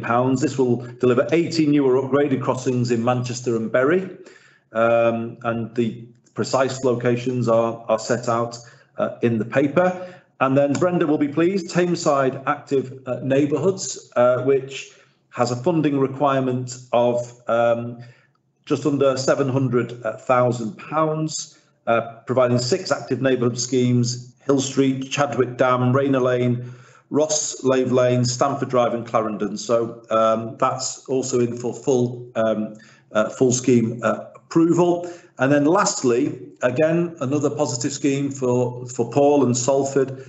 This is the Salford Royal Horticultural Society Links, which has a funding requirement of £3.2 million. The scheme will provide 6.3 kilometres of cycleway interventions to the new RHS Garden Bridgewater site from local areas.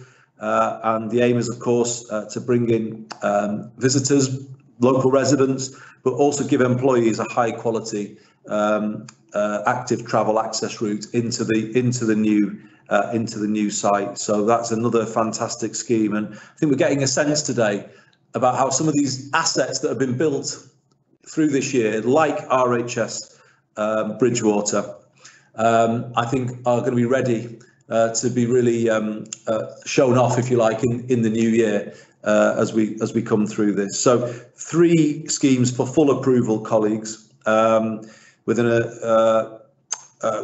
that bringing the total committed so far for full approval to £40 million. We've just also got to note some changes with regard to capital allocations and add to the programme £12.7 million of capital costs. And this relates to the grant we recently received from the government for funding under the Tranche 2 Active Travel Scheme. We actually received more than we bid for, which I think is a huge vote of confidence in Chris, Richard, TFGM, all of the team working on this, and we're grateful to the government for that vote of confidence in what we are doing. And there's a corresponding revenue implication as well from that, as set out in the paper. So, colleagues, that is the paper and its recommendations. I'll open the floor if anybody would like to comment. And Dave, I could, as Eamon or Brian. I've got Eamon first and then Brenda. Thanks for that. Just to say that I think, obviously I welcome the aspects of this that benefit Bury, but I think more generally we are, and we've talked about it today, an interconnected city region, and I think allowing people the ability to cycle across and around the city region is really beneficial, especially if we are to try and shift people away from commuting by car. You mentioned Trafford Park. I've worked in Trafford Park for a number of years, and it's an incredibly difficult place to previously to get to by bike, and actually the new Trafford Park line that you mentioned previous has sort of started to open that up. So I think this is all really welcome, this interconnectivity. It allows people more opportunities, it's safer for people, it's better for our air quality, it's better for people's health, and the more of this we can do, the better. And I suppose my only comment or to flag up would be that what I found in Bury is that some of our, and perhaps this is just us, but some of our smaller authorities trying to get some of this done and designed at a significant scale to really try and make that shift is a challenge. Trying to design some of these schemes can be significant pieces of work and take a lot of our officer time. So I think any support that TFGM, the B-Lines initiative, anything that the GMCA could do to perhaps look at building in some of that extra capacity, and with great partnership so far, but if we can do even more of this, we can have more schemes ready to go, more funding that we can access. And then just very finally, Chair, we've tried to do a lot of this actually in a very sort of difficult national sort of framework, I suppose you'd call it, where we've been told, significant amounts of road space has to be given over to cycling, but that it can't really impact traffic and congestion. And sometimes I found the direction from the government to be, incredibly welcome, but then also incredibly undermining at times. And I think what we could perhaps do is try and influence some of that national policy on this by the fact that we are leading the way on it, to try and actually encourage government to support local authorities to do this, rather than undermine us when we do make changes to roads and the road network. Ultimately, we have to find space for everybody, for cars, cyclists, walk, everyone else. So I think we just need to have, take some of maybe that small p politics out of this and say, actually, the more people we can get cycling, the safer it is, the better it is for everybody. So those are my 2 points, really, that, that issue around capacity, drawing up those schemes, but also trying to influence that consistency that we need from government to support us when we do some of these schemes. Thanks, Chair. Thanks very much, Eamon. I'll certainly feed the capacity point back to Chris and his team. I think it's a very important point. Got Councillor Brenda Warrington. Thank you, Andy. I think it's important to say that if in Tameside we hadn't had this initiative, from Chris Boardman in the first place, how many years ago, about 3 years or 4 years ago, we definitely would not have been as far on as we obviously are now with, trying to ensure that we can make our roads and pathways safe for every user, whether that's a vehicle user, whether that's a cycle or pedestrians, everyone, needs to be able to sort of get around, our borough. And, people choose different ways to do it. And, we've had some tremendous support from Chris and his team. It's been really good. They've given advice that we needed, clearly, as to the types of things that we could look at, could consider, that frankly, I don't think we might have thought about. But, we've been able to progress a number of schemes that have been really welcomed and well used, actually, as well. And it isn't just the highways, that are having cycle lanes, as although they are very important, obviously, and we need to make sure that people that are now changing to cycling, as a mode of transport, perhaps to get to work and back and things, they have to be safely accommodated. But I think also we have to make sure that our children that are going to school have an alternative route, that doesn't always mean that they're having to, try and cross a very busy road network and things. So, it's looking at those alternatives in terms of the routes to school and routes to shopping areas and things. And I think, our children do benefit from that safety aspect, and it gives them the confidence, doesn't it, to actually get out in the fresh air, enjoy cycling particularly, but also enjoying walking. Families out walking, it's great to see, because we have got some nice rural areas and some nice nature reserve type places to walk in, and people do enjoy that. But we have needed help to develop these for use, for those activities. And of course, you're probably well aware, everyone, that my chief executive, Stephen, is an avid cyclist. I mean, he goes everywhere on his cycle, and he's got more than one bike as well, for different things. And so, he's always very, very interested in how this is developing. So we've definitely got a supporter in the borough, that tries to make sure that we are doing things, to suit the cyclist as well as the pedestrian, and of course making sure that the car user is still accommodated. But as I say, Chris and his team have made a huge difference to our ability to get on with the job, to be honest with you. And these schemes, again, the funding in particular, very, very welcome in again affording us that facility. And the ones that are listed in the report, some of them are very, sort of rural lanes, You know, some of them are areas, you know, within neighbourhoods, you know, that people wanted developing. But nevertheless, it's being done in conjunction with our population. And, you know, we really are pleased, and the development is incredible.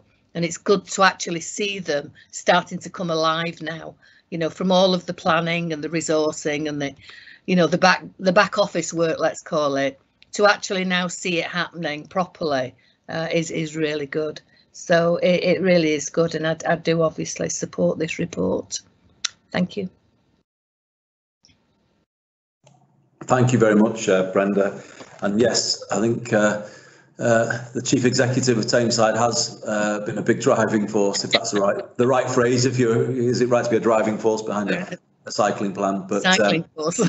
Yeah, cycling force, pedal force, and certainly through his work with GM Moving as well, and that, you know, that brings that whole physical activity agenda to this as well, doesn't it? So thank you, Brenda. Thank you, Stephen. I have Councillor Martin Cox next, then Sean Fielding and Andrew Weston. Councillor Cox.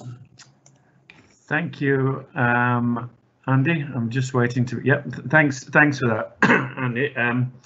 I'm with the Chief Executive of Tameside. I'm a huge cyclist myself, and I've got a garage full of bicycles rather than cars, and I'm hugely supportive of the whole initiative. And I was glad to hear that one of them is in my own ward in West Horton. But I do want to reiterate what Councillor Bryan has said from Bury in terms of capacity. We must get this right. We've introduced our first big scheme in Bolton along one of its major arteries, and it's a shared space between cars and bicycles, and it is not going down well, unfortunately. We are getting an awful lot of pushback from motorists, and not a great deal of support from cyclists either. I think this shared arrangement between very busy roads separated by a thin white line doesn't offer a great deal of security to cyclists, and it's causing capacity issues. I note you've already said, Andy, you'll raise this issue. I think it's an important one, because those of us who really do want to see these initiatives succeed, we want to make sure we get it right. Otherwise, you know, we will get pushback on perfectly good cycle schemes that are off-road, which is where most cyclists want to be. And we don't want, you know, the whole scheme to fall into any kind of disrepute, because we don't get the public support. You may know Charlie New Road, Andy. That's where the first big scheme has occurred, and we are facing huge pressure to take it down. You know, this is the absolute opposite of what we want. So we must get this capacity issue right. And I think if you speak to most cyclists, most of us want to be separated from cars. And I think the cycle schemes that are really successful are those that take cyclists off roads and have their own dedicated schemes. I've done a lot of cycling in Holland, and if you cycle there, you know you have your own dedicated cycle lanes. I know that's difficult, and I think Councillor O'Brien has also mentioned the capacity issue. It does cause capacity issue in terms of officer time in designing these complex schemes. But I hope I've not set the wrong tone here. We are hugely supportive of cycling initiatives, but it's really important we get them right, and I think capacity is something that needs to be discussed a little bit more. Thanks, Andy.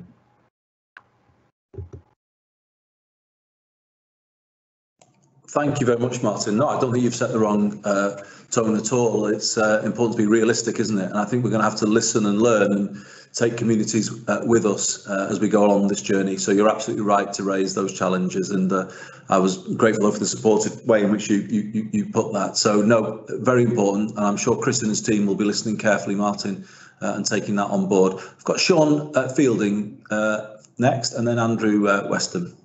Oops, Sean. Thank you, Chair, and I'm coming in on this as a mayor of not the mayor, maybe one day. I'm coming in on this as the member of the Mayor's Cycling and Walking Board. I apologise. And I think it's really refreshing to see so much enthusiasm for active travel and cycling and walking that's been reflected in the contributions that we've had so far today. And I know others are waiting to come in. And that is that's representative of what we saw early on in the pandemic, where I know that I recall that a meeting was convened to talk about the huge growth that we'd seen in the number of people that were cycling and walking and using active travel means. Compared to what we'd seen prior to the pandemic, and how we were very, very keen to harness that. And many members that were on that call told their stories and experiences of having used the opportunity to get out more and see more of the city region on foot or on bicycle in a way that they hadn't done or previously travelled elsewhere in the country to do. And I think back over the summer to how well used the canal towpath that Rochdale Canal was here in Failsworth, which of course runs all the way into Manchester in one direction and up to Rochdale and beyond to Hollingworth Lake in the other. And I think that the points that Councillor Cox made around segregating cycling provision from the highway itself is a really good point, and something that I've been keen to see develop in Failsworth and in the Borough of Oldham, is that usage of the canal towpath as a segregated cycling and walking route, and really enhancing the provision that we've got there.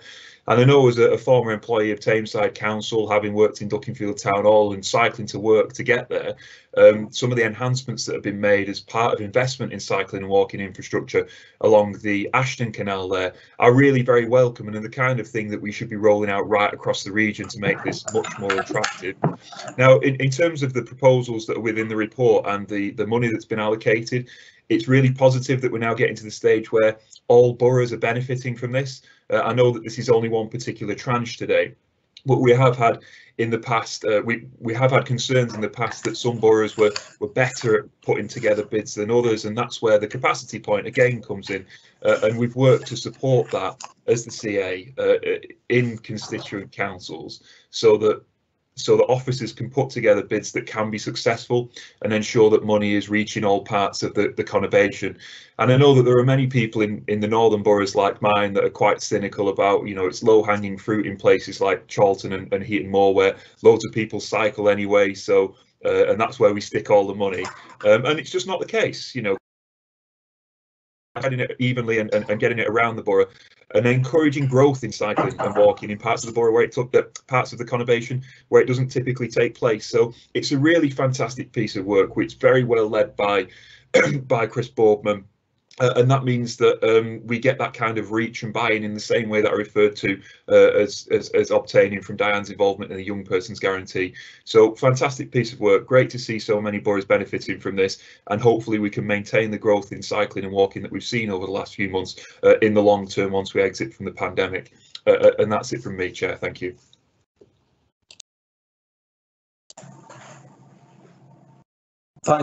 Thanks very much indeed, Sean. I take your point about the equity across the boroughs. That is a very fair point. I think Oldham does have 4 schemes coming forward in Transit, but we need to be really vigilant that we're benefiting all boroughs equally.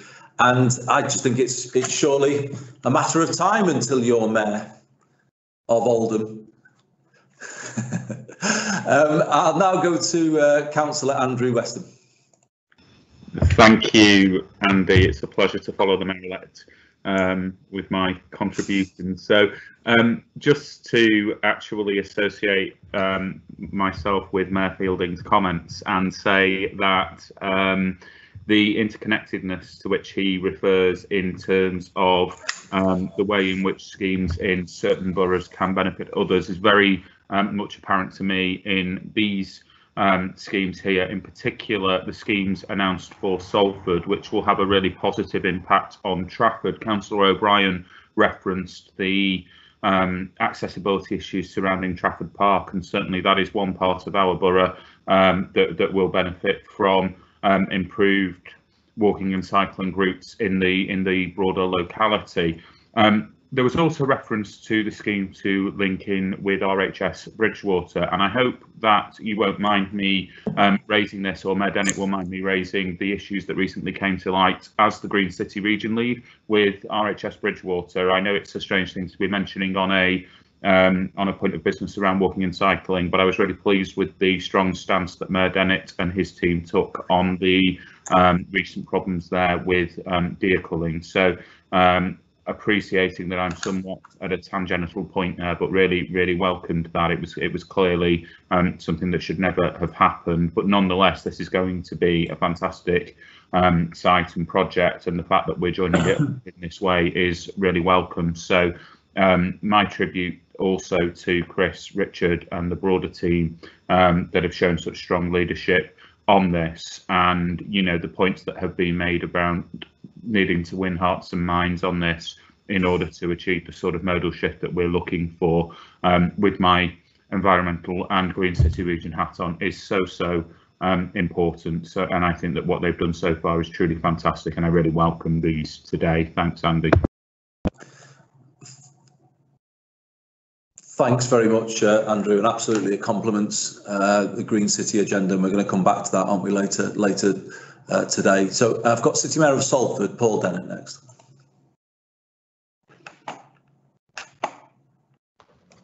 Thanks very much, Andy. Obviously, I really welcome this report, and the City of Salford are significant beneficiaries, both in terms of the development funding and also some of the full scheme funding that's obviously referenced in this report. I have to say, though, you know, when we look at the issue of active travel, you know, we think about this in terms of how we engage it with public transport, also how people access employment sites across the city region, and how people, you know, go about their lives in terms of accessing local shops and retail. And that's been very much part of our thinking in terms of the proposals that have been coming forward over recent times.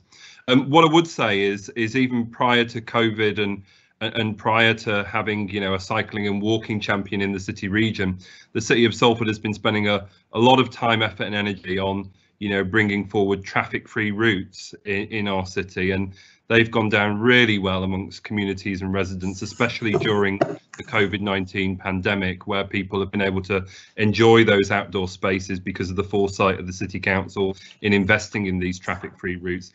And I think what we're doing is building on that momentum, really, and thinking, you know, across the whole of the city region. For me, traffic-free routes are a fantastic way to encourage active travel. They're also really important in engaging people with safe travel as well. You know, some of the concerns we've heard about cycling on our roads, you know, are addressed in terms of traffic-free routes. And I know the Barton Aqueduct proposals speak very much to that point, because that is a traffic-free route across the Ship Canal that we're talking about in terms of development costs. But importantly, it's about accessing those routes and also linking them up with, you know, key employment sites within the city region. So you'll see within the report, Trafford Park and the Trafford Centre are both referenced as key employment sites within Greater Manchester.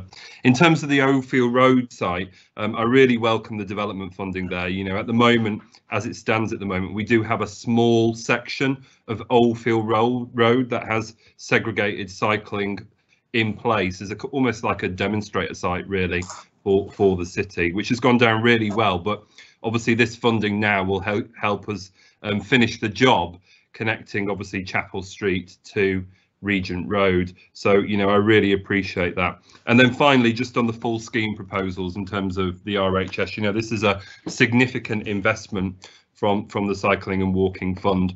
Obviously, what we're talking about here is 5.2 kilometres of shared footway, 1.1 kilometres of quiet way site and a cycle hub as well as a part of this. We mustn't forget in all of this that this is also about benefiting pedestrians.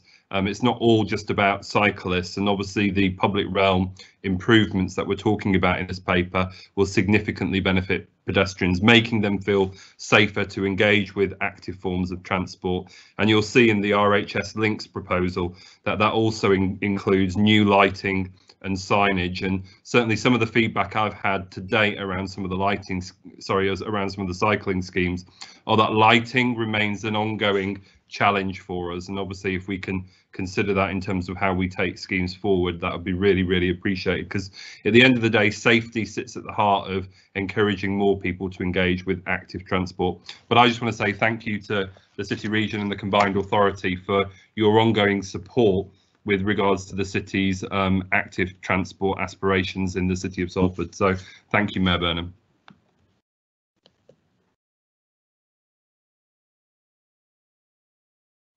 Thanks very much, Paul. Thanks for everybody, to be honest, for brilliant contributions this morning. It's a really positive item for us and puts us in a clear position of leadership on building the segregated cycling network that Martin was talking about, learning from some of the temporary experience this year. So I think we can resolve these issues, Martin.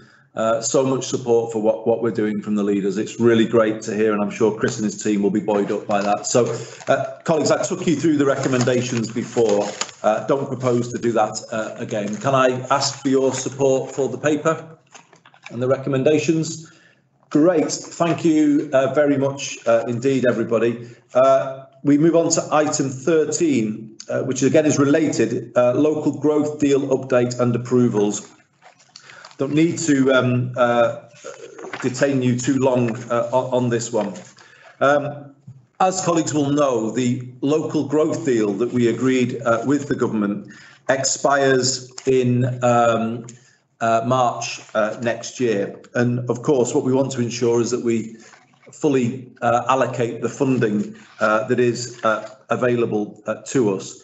So what is proposed here is a variation on the growth deal transport element to maximise grant by spending on the Mayor's Challenge and Walking scheme, so adding more capital resource into that scheme, £5.4 million, but that in time can be recovered and then reallocated to growth deal priorities. From the skills, capital and economic development side of things, I think the budget is committed, and that is good progress, and we're grateful to the team on that. But this is a sensible way, of course, of ensuring that we maximise the funding available to the development of the B network and all of the funds we're entitled to under the local growth deal.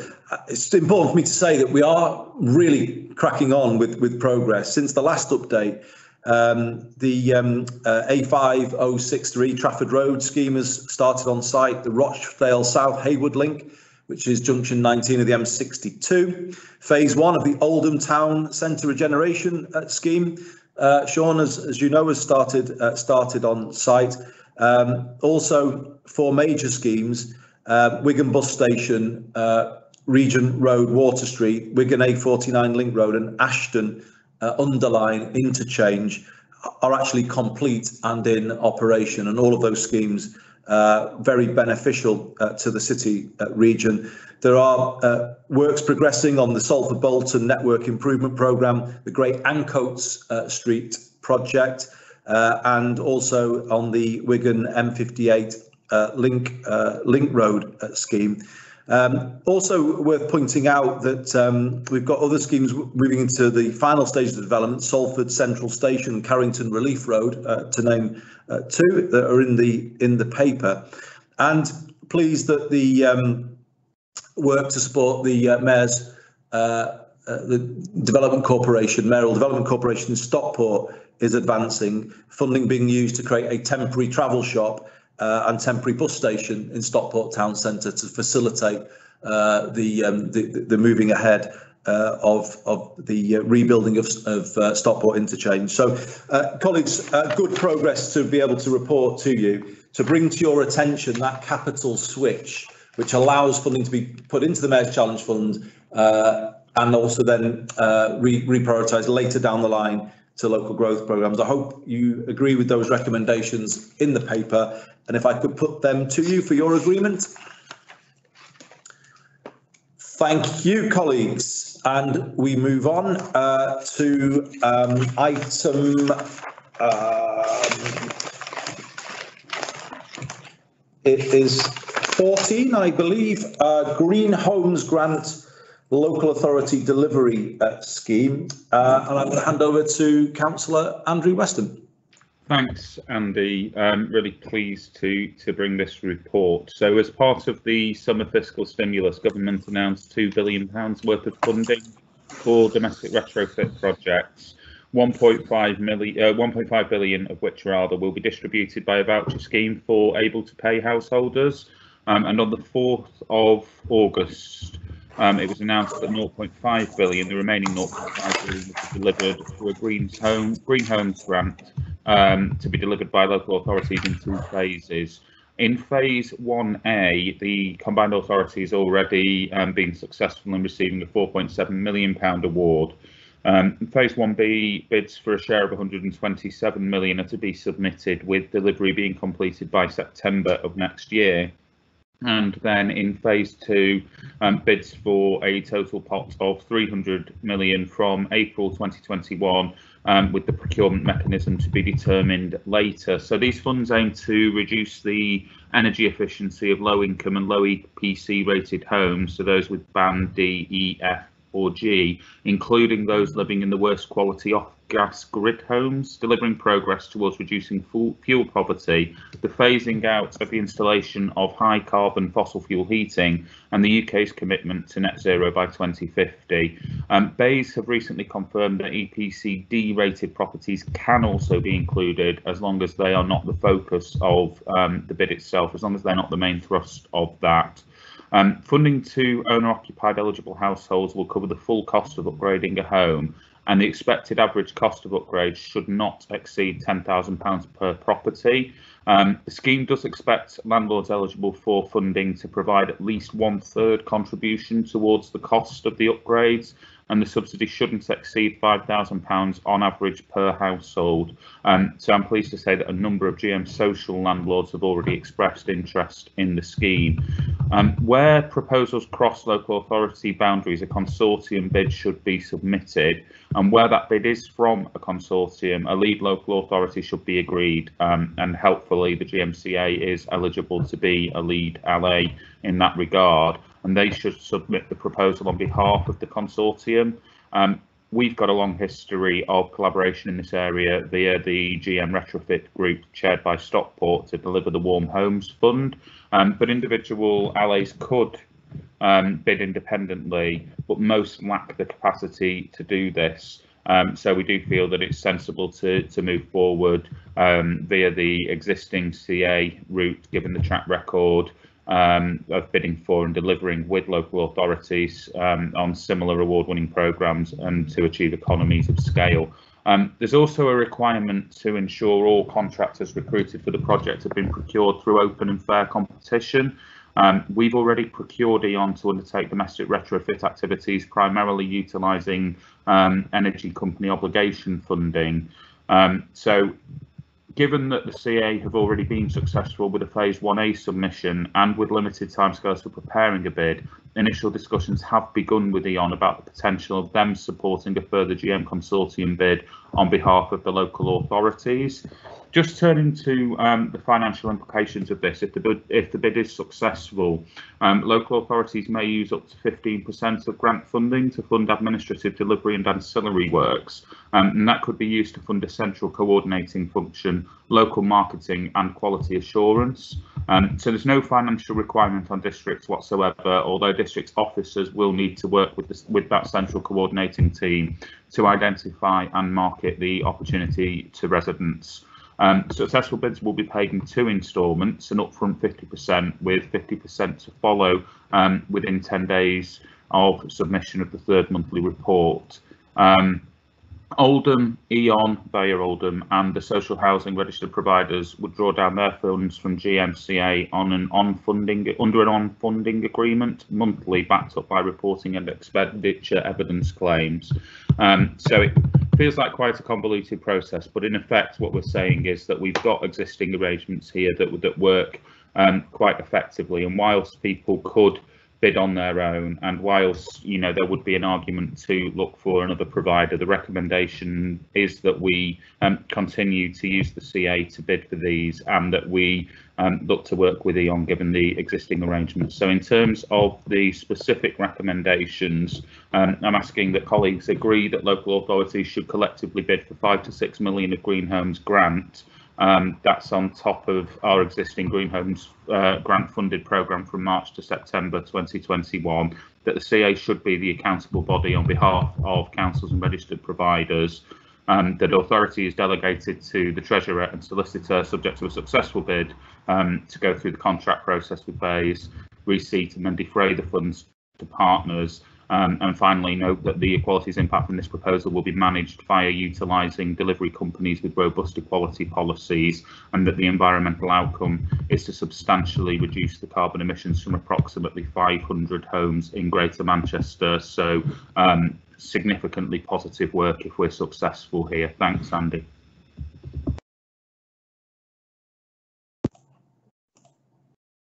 Thank you very much, Andrew. This is really positive and very clear in terms of the way you've set that out. So I've got a few colleagues wishing to contribute. So I will go first to our housing portfolio lead, Mayor Bennett.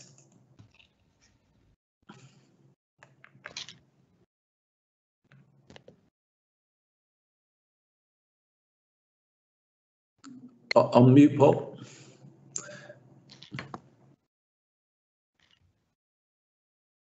Thank you very much, Mayor Burnham. There seems to be a bit of a delay in the mute button. But yeah, no, I really welcome this. However, I do want to put things into perspective in that obviously the government is working to a very different carbon neutrality timetable than we are here in Greater Manchester. Colleagues will appreciate that our carbon neutrality target is 2038, and we want to start delivering homes, net zero carbon homes, from 2028. And then just to put some of this into further context, looking at the history of some of this, colleagues will appreciate that I think it was the Chancellor Gordon Brown back in 2006 actually introduced the zero carbon homes policy. And what the current government did, I think it was in 2015, it muted it, but it actually scrapped that policy. So, you know, when you actually look at the history of all of this, it feels as though, you know, we've really regressed here and we didn't grasp the nettle earlier on. Although this is making progress, I would argue that the progress being made here and the ambition being shown by central government is nowhere near where we need it to be in terms of obviously meeting our climate change challenges as a city region. It's very tragic that that 2006 zero carbon homes policy was scrapped by the government back in 2015, and here we are, you know, if you like, doing a bit of a U-turn or a partial U-turn on revisiting some of that great work that happened back in 2006 under the Labour government at the time, and actually revisiting some of that. So yes, I welcome the recommendations in the report. Do I think it's enough to meet the challenges we face as a city region? Absolutely not. £5 to £6 million is only scratching the surface. And then just in terms of social housing, again, that feels like a bit of a tragedy to me, because we all know that housing associations across the city region have invested heavily in their stock to date to actually meet the decent home standard. And had we had this announcement several years ago, we could have actually linked it with those capital cycles associated with bringing our housing stock up to standard. But again, that's another missed opportunity. But I think the big one for me is the very fact that government seem to be working to a very different timetable to what's required. 2050 is far too long to be carbon neutral, and we actually need to be bringing some of this work forward, and we need to be seeing much more ambition from central government with some of the cash coming our way to the devolved city regions to actually make some of this happen, to deliver on our carbon neutrality aspirations and also deliver net zero carbon homes from 2028. I think it's scandalous that a lot of the homes we're building through the planning system are going to have to be retrofitted in 10, 20 years time to enable the government to meet the 2050 carbon neutrality target, or even our carbon neutrality target of 2038. You know, we really need to become a lot more strategic in this space and start, you know, putting our money where our mouth is, basically. Thank you, Mayor Burnham.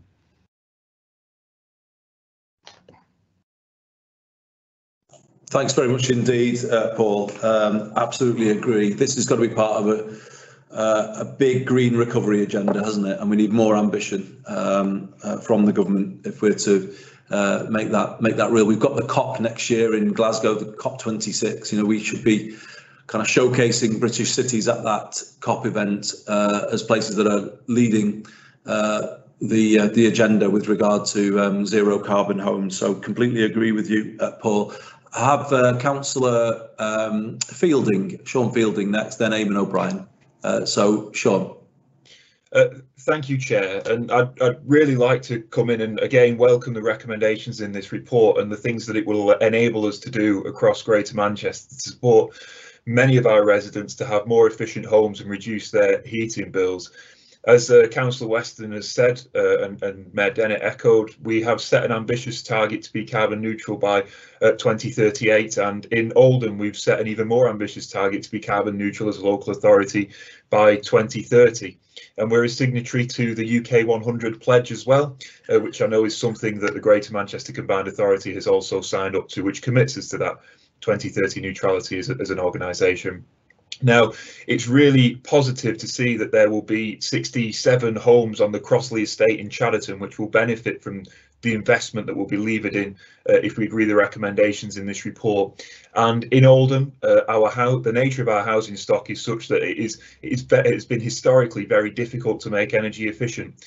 As many people will know, they'll see the archetypal image of Oldham, which is row after row of terraced houses, many of which are single thickness in brick and so incredibly leaky when it comes to heat. And those are ones which are difficult to insulate because you cannot insulate a cavity that does not exist in the way that you could in many of the other properties in Oldham and other parts of the borough. But we also have huge numbers of homes that are non-standard construction, which were built in the post-war housing boom to get them up quickly and to get people housed. And I can think of an estate in my own ward, which is very similar to the Crossley estate in Chadderton, where those homes have benefited recently from external wall insulation as a result of money that was brought in from external sources, and that has improved the energy efficiency of those properties and also supported the financial resilience of the families that occupy them. So I'm really pleased that we can see this be extended out even further across the borough, and I note from our own comms that we've done around it that there is the opportunity for private homeowners to bid for this too, and I anticipate that there will be many who will be keen to take up the offer. And I think that more that we can promote what we have and the more that we can talk about the kind of offer that is there for residents of Greater Manchester in terms of supporting them with energy efficiency and reducing their heating bills, the better, because energy poverty is a very serious issue and we must root it out in the same way that we have committed ourselves to tackling food poverty earlier on in this meeting. So fantastic piece of work. The bid, I hope, is incredibly successful, and I look forward to visiting many of the homes that will be retrofitted with energy efficiency measures and support low-income families. Thank you, Chair. Thank you very much indeed, Sean. And the next item on the agenda, the social housing decarbonisation demonstrator, is very much about that housing stock that you mentioned, and you know, more positive developments coming as well in that space. So couldn't completely agree. I've got Councillor Eamon O'Brien next. Eamon. Thank you, Chair. My point was actually really just to build on actually what Sean just said at the end there about the benefits that a scheme like this has more broadly. Actually, we talked about food poverty, and I mentioned the underlying issues around poverty and the structural inequalities that sit beneath that. And one of those is that many residents are in properties not built to a modern standard, and that only adds to their costs in terms of energy. And if we can do something to alleviate that, you know, not only does it have the benefit of helping and supporting some of our most deprived areas, but it also has the benefits for our carbon neutral agenda. And I know from you know, Berries, we've got a draft housing strategy, we've got our climate emergency declaration. You know, projects like this will be you know, significantly beneficial in helping us achieve some of those ambitions. You know, getting fuel poverty you know, sorted, you know, starting to reduce the impact our housing stock has on the climate. So I really welcome this, and I think it's something that we should be looking to do, obviously, as much as possible of, because if we can get access to this external funding, it does allow us to do more than we could do by ourselves. So on those two issues, and I think, you know, obviously I'd endorse the whole of the report and the comments said so far. Yeah, I welcome this, and you know, hopefully in future we can come back and have schemes where Sean says, we can actually see the improvements and people's lives will be changed for the better as a result of them. But also we have that wider benefit in addressing the climate emergency and our carbon neutral agenda ambitions. So just to say, more than happy to support this, Andy. Thanks. Thanks very much indeed, Eamon. I've got also Councillor Brenda Warrington. Brenda. Thank you, Andy. Just a brief comment from me. Very much welcome this support, endorse the comments that have already been made, particularly by Councillor Weston, but just wanted to make reference to, I think, probably one of the last points that Councillor Weston made, which was a commitment to ensure that all of the equality aspects, that we've discussed earlier, will be fully considered, when this report is being progressed. And I really do welcome that, because the suggestion of fuel poverty particularly, is something that we have to try and make sure people are safeguarded against as far as it's possible to do so. And so thank you, Andy. I really do welcome the fact that you've recognised the need for the equality aspects in this report too. Thank you. Thanks, Brenda. Very much consistent with what we pledged earlier and showing a determination to follow up on that. So thanks everyone for your comments. Andrew, did you want to come back in and respond to any of those? Yes, please. I mean, I think all of Mayor Bennett, Councillor Fielding, Councillor O'Brien and Councillor Warrington have touched on why this is actually such an important area of work. It's not only about our environment, but it's about the impact that our environment has on society at large, and actually what we increasingly see is that climate change is a class issue. And just talking in very general terms, we know that it will be some of the poorest countries in the world that are underwater. It is some of the poorest that will be underwater first, rather. Very melodramatic to suggest that it's already happened, apologies. But it will also be the poorest children, as we know through the work that we're doing on our clean air plan, that breathe the poorest air, and it is the poorest families for whom fuel bills eat up the highest percentage of their household income. So it is absolutely critical that we get this right. And in terms of all of the comments really, but Mayor Bennett's in particular, I absolutely concur that this is in many ways just a drop in the ocean, in that the scale of the challenge that we face is so significant, and there is a considerable amount of work still to do that without proper funding from government we couldn't even begin to countenance, because the investment required is absolutely monumental. We're up for that challenge here in Greater Manchester, because we recognise that this isn't just about our environment, as important as that is, but that it is about structural inequality too. It is about poverty, and it is about helping those who can benefit most from this. Not only, it's worth remembering, in terms of reducing their fuel bills, which anybody who benefits from this scheme would see a reduction in their fuel bills, but actually more broadly in terms of the access to work agenda, the opportunities that green industries will provide, including retrofit in the years ahead, are absolutely critical, I think, to the economy of Greater Manchester in the future, but also in terms of providing jobs and skills to those in our conurbation who need them the most. So I think that this is an admittedly limited paper in scope, in terms of it only leading to a further 800 properties being insulated or retrofitted in other ways, but it does show the impact that work can have, not just on improving our environment and contributing towards our carbon neutrality targets, but in terms of reducing poverty and inequality and increasing disposable incomes for some of the poorest families in the conurbation. So absolutely welcome the comments that all colleagues have made there, Andy, and whilst recognising the limited scope of the report, really pleased to be able to bring this today, and hope that if successful we can get those 800 further homes insulated as quickly as possible. Thanks. Thanks very much indeed, Andrew. Strong support for what you've put forward today. And obviously we've got item 15, the Social Housing Decarbonisation Fund Demonstrator. Do you want Andrew to come straight back on that? Yeah. I will take all the recommendations together. I will do, thanks Andy, because there were specific comments made, I think, from Bennett there about social housing in particular, and what must be incredible levels of frustration for social housing providers that the government haven't acted more quickly and more robustly on this agenda in terms of ensuring that these homes were upgraded as quickly as possible. Now, I will move this report, but colleagues will need to be aware, as I will go on to say, that the picture has changed slightly since the report was published. But this is the Social Housing Decarbonisation Fund demonstrator, and the paper presents an opportunity to bid for £7 million of additional retrofit funding.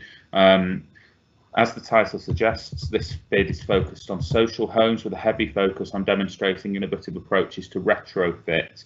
The competition for the funds is intense, with only 50 million available nationally for this scheme, and disappointingly, since issuing this paper, we've been advised that our bid for demonstrator funding hasn't been successful.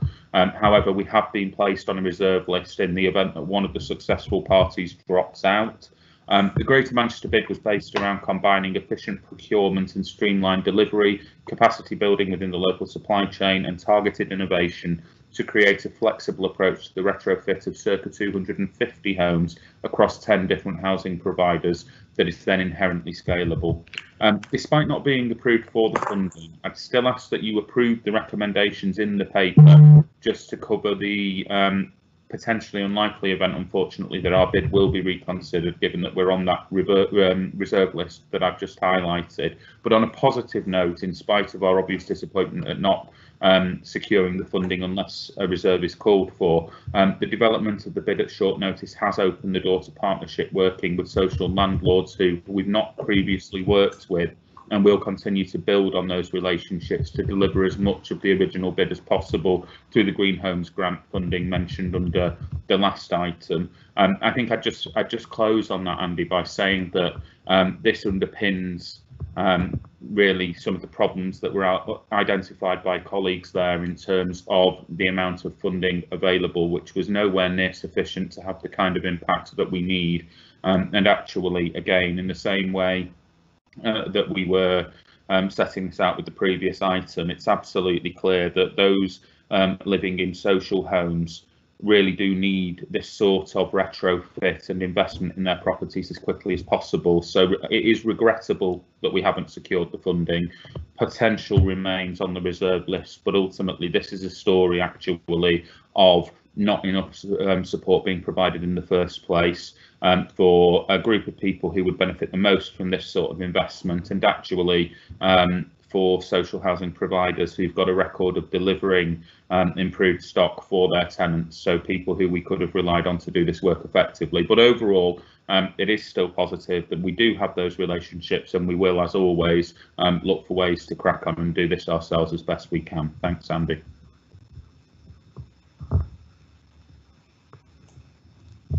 Thanks a lot, Andrew, for two very full updates on items 14 and 15. So one, obviously, we're getting agreement to bid for funding. The other, as you say, slightly less encouraging in that we're on a reserve list. I suppose in terms of not having enough money in the pot being one issue that you're right to raise. The second, though, is this culture of bidding for everything all the time. It can be quite wasteful of people's time and effort. And I think the government will be better devolving funds for these purposes. Look at the progress we're making on cycling and walking with that devolved approach to funding. I think something similar is needed here, given that this is going to be a massive area, isn't it, in the recovery from COVID. So the recommendations, colleagues, are set out, as you can see, under item 14. That's to agree a collective bid. And that GMCA should be the accountable body. And then, as Andrew said, still agreeing the recommendations under 15, even though we're on a reserve list, and it's in the event that we were to be able to be promoted up that list, again, agreeing GMCA is the accountable body and the need to delegate authority. So thank you everyone for your positive contributions. I think this is a really important area that's going to be bigger and bigger in terms of our recovery story. So thank you, Andrew, for what you've presented. Colleagues, can I ask for your agreement for those recommendations? Thank you very much. And we move on to item 16, Greater Manchester Local Full Fibre Network Programme, Public Sector Building Upgrade. And I will turn to Councillor Sean Fielding. Thank you very much, Chair. And on this, this is a bit of a technical report really about increasing the capital programme of the combined authority to account for some spending that will take place on extending the full fibre network, in particular relation to Manchester City Council. So this is Manchester City Council's part of the wider full fibre programme.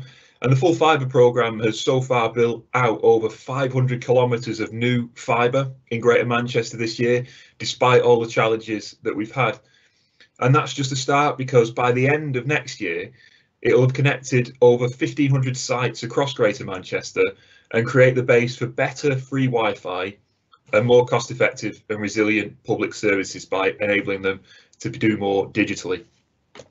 According to new research by the Good Things Foundation, we have 1.2 million people in Greater Manchester who are digitally excluded in some way, 400,000 of whom are fully digitally excluded, so they have no access. And this impacts people in all walks of life, from young to old. The pandemic's highlighted more than ever that digital connectivity is not a nice to have, it's a must have, and our collective ongoing investment in this, together with government, helps address connectivity and accessibility by connecting up many public buildings. And it's that point about it being a must-have is demonstrated by the way that we are meeting today. And I can think of a number of meetings that I used to attend either down in London and have a day trip for, or that I'll perhaps no longer make the trip for when I can take it here and not lose 4 hours in travel time. So I think this local full fibre network is a really important piece of work. As I say, I've trumpeted the benefits of full fibre there, but really this report is just a technical one about increasing the capital programme of the combined authority to support this rollout. And that's it, Chair. Thank you.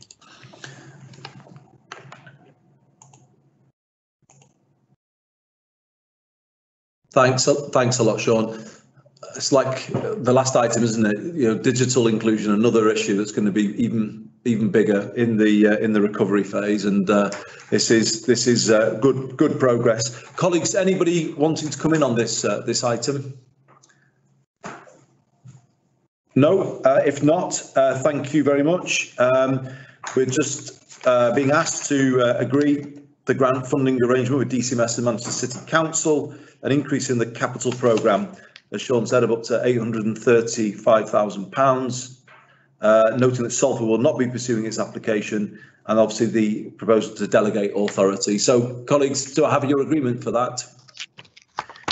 Thank you very much. Getting towards the end now. So, item 17, Greater Manchester Housing Investment Loans Fund, investment approval recommendations.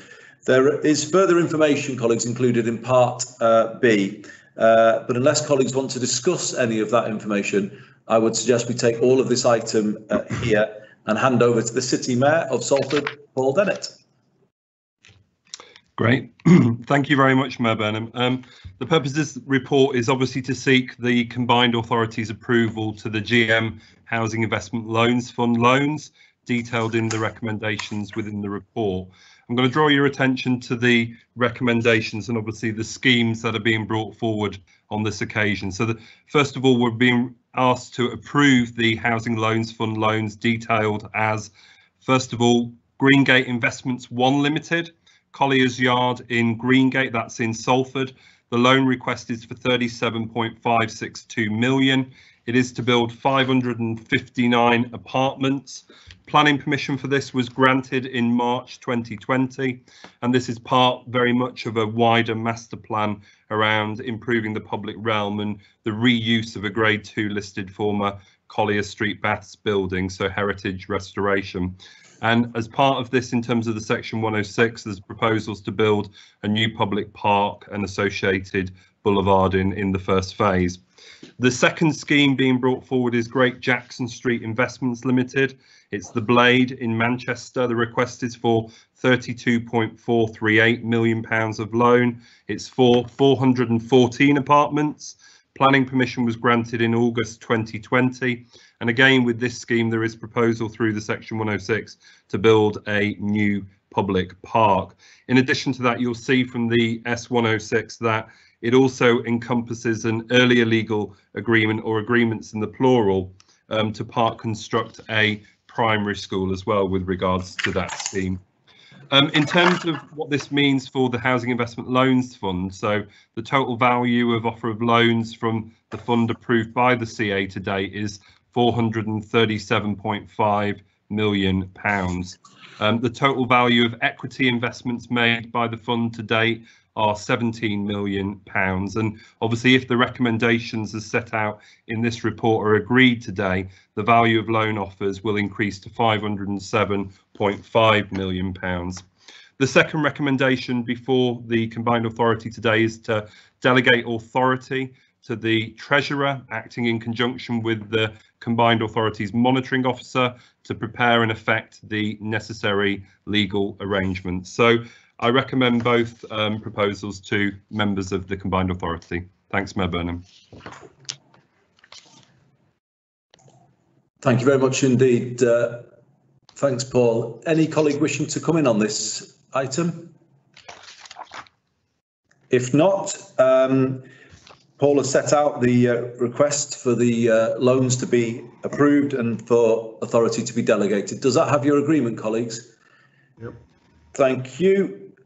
Final item today, item 18, Greater Manchester Investment Framework, conditional project approval. Again, there is information in Part B, but unless anybody speaks up now, I'm going to ask Councillor David Molyneux to take this item under Part A. David. Mayor Burnham, can I just interject on this? I just want to declare an interest. Salford City Council are a shareholder of MSP, which is one of the organisations you're considering offering a loan to. So at this point, I'll withdraw myself from the meeting. Thank you, Mayor Burnham. Thank you very much indeed. I don't know what this does for the quorum, but that applies to me as well. Does that affect the quorum? If anybody could help me on that. Yes, it does. It means that we're now in quorum if Councillor Lees leaves. Okay, well, I'm going to take a big risk. I will stay in the meeting, but I do not intend to take any part, other than be here. Thank you, Richard. I won't even listen. I'll just be here. Thanks, Richard. Thanks, Paul. And over to you, David. Thank you very much, and I'm glad to see that some members are still here with us anyway. Obviously, it's another significant statement on what we are doing to support business and industry within the GM region, and I'm more than happy to move the recommendations that are before us today. And obviously, there's another item in the item B of the report. So I'm happy to move the report. Thank you. Thanks a lot, David. Yeah, really important stuff here. Good projects that will build out our industrial strategy. Colleagues, has anybody got any wish to contribute?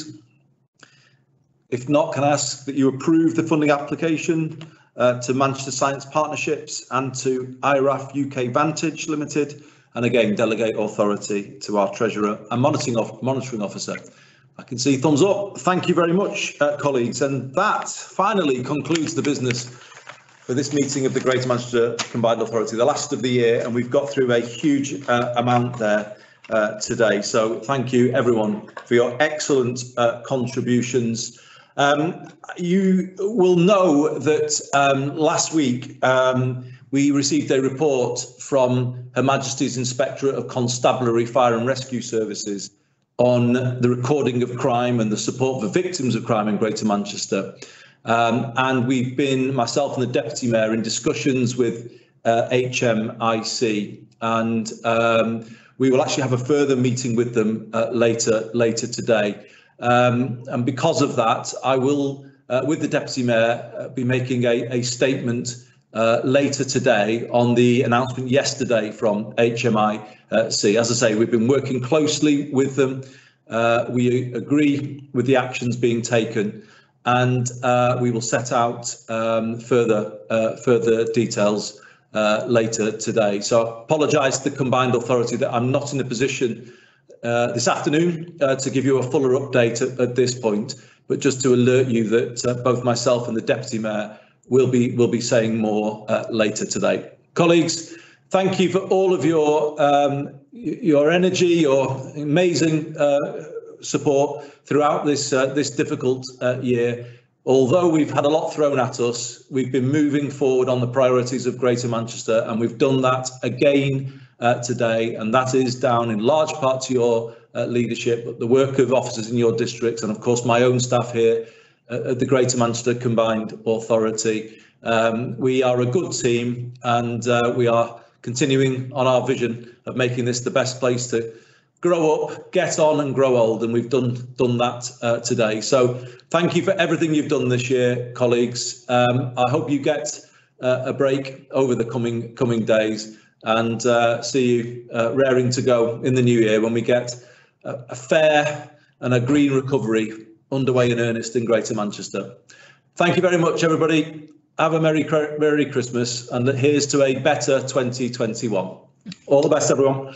Merry Christmas. Merry Christmas, everyone. Take care.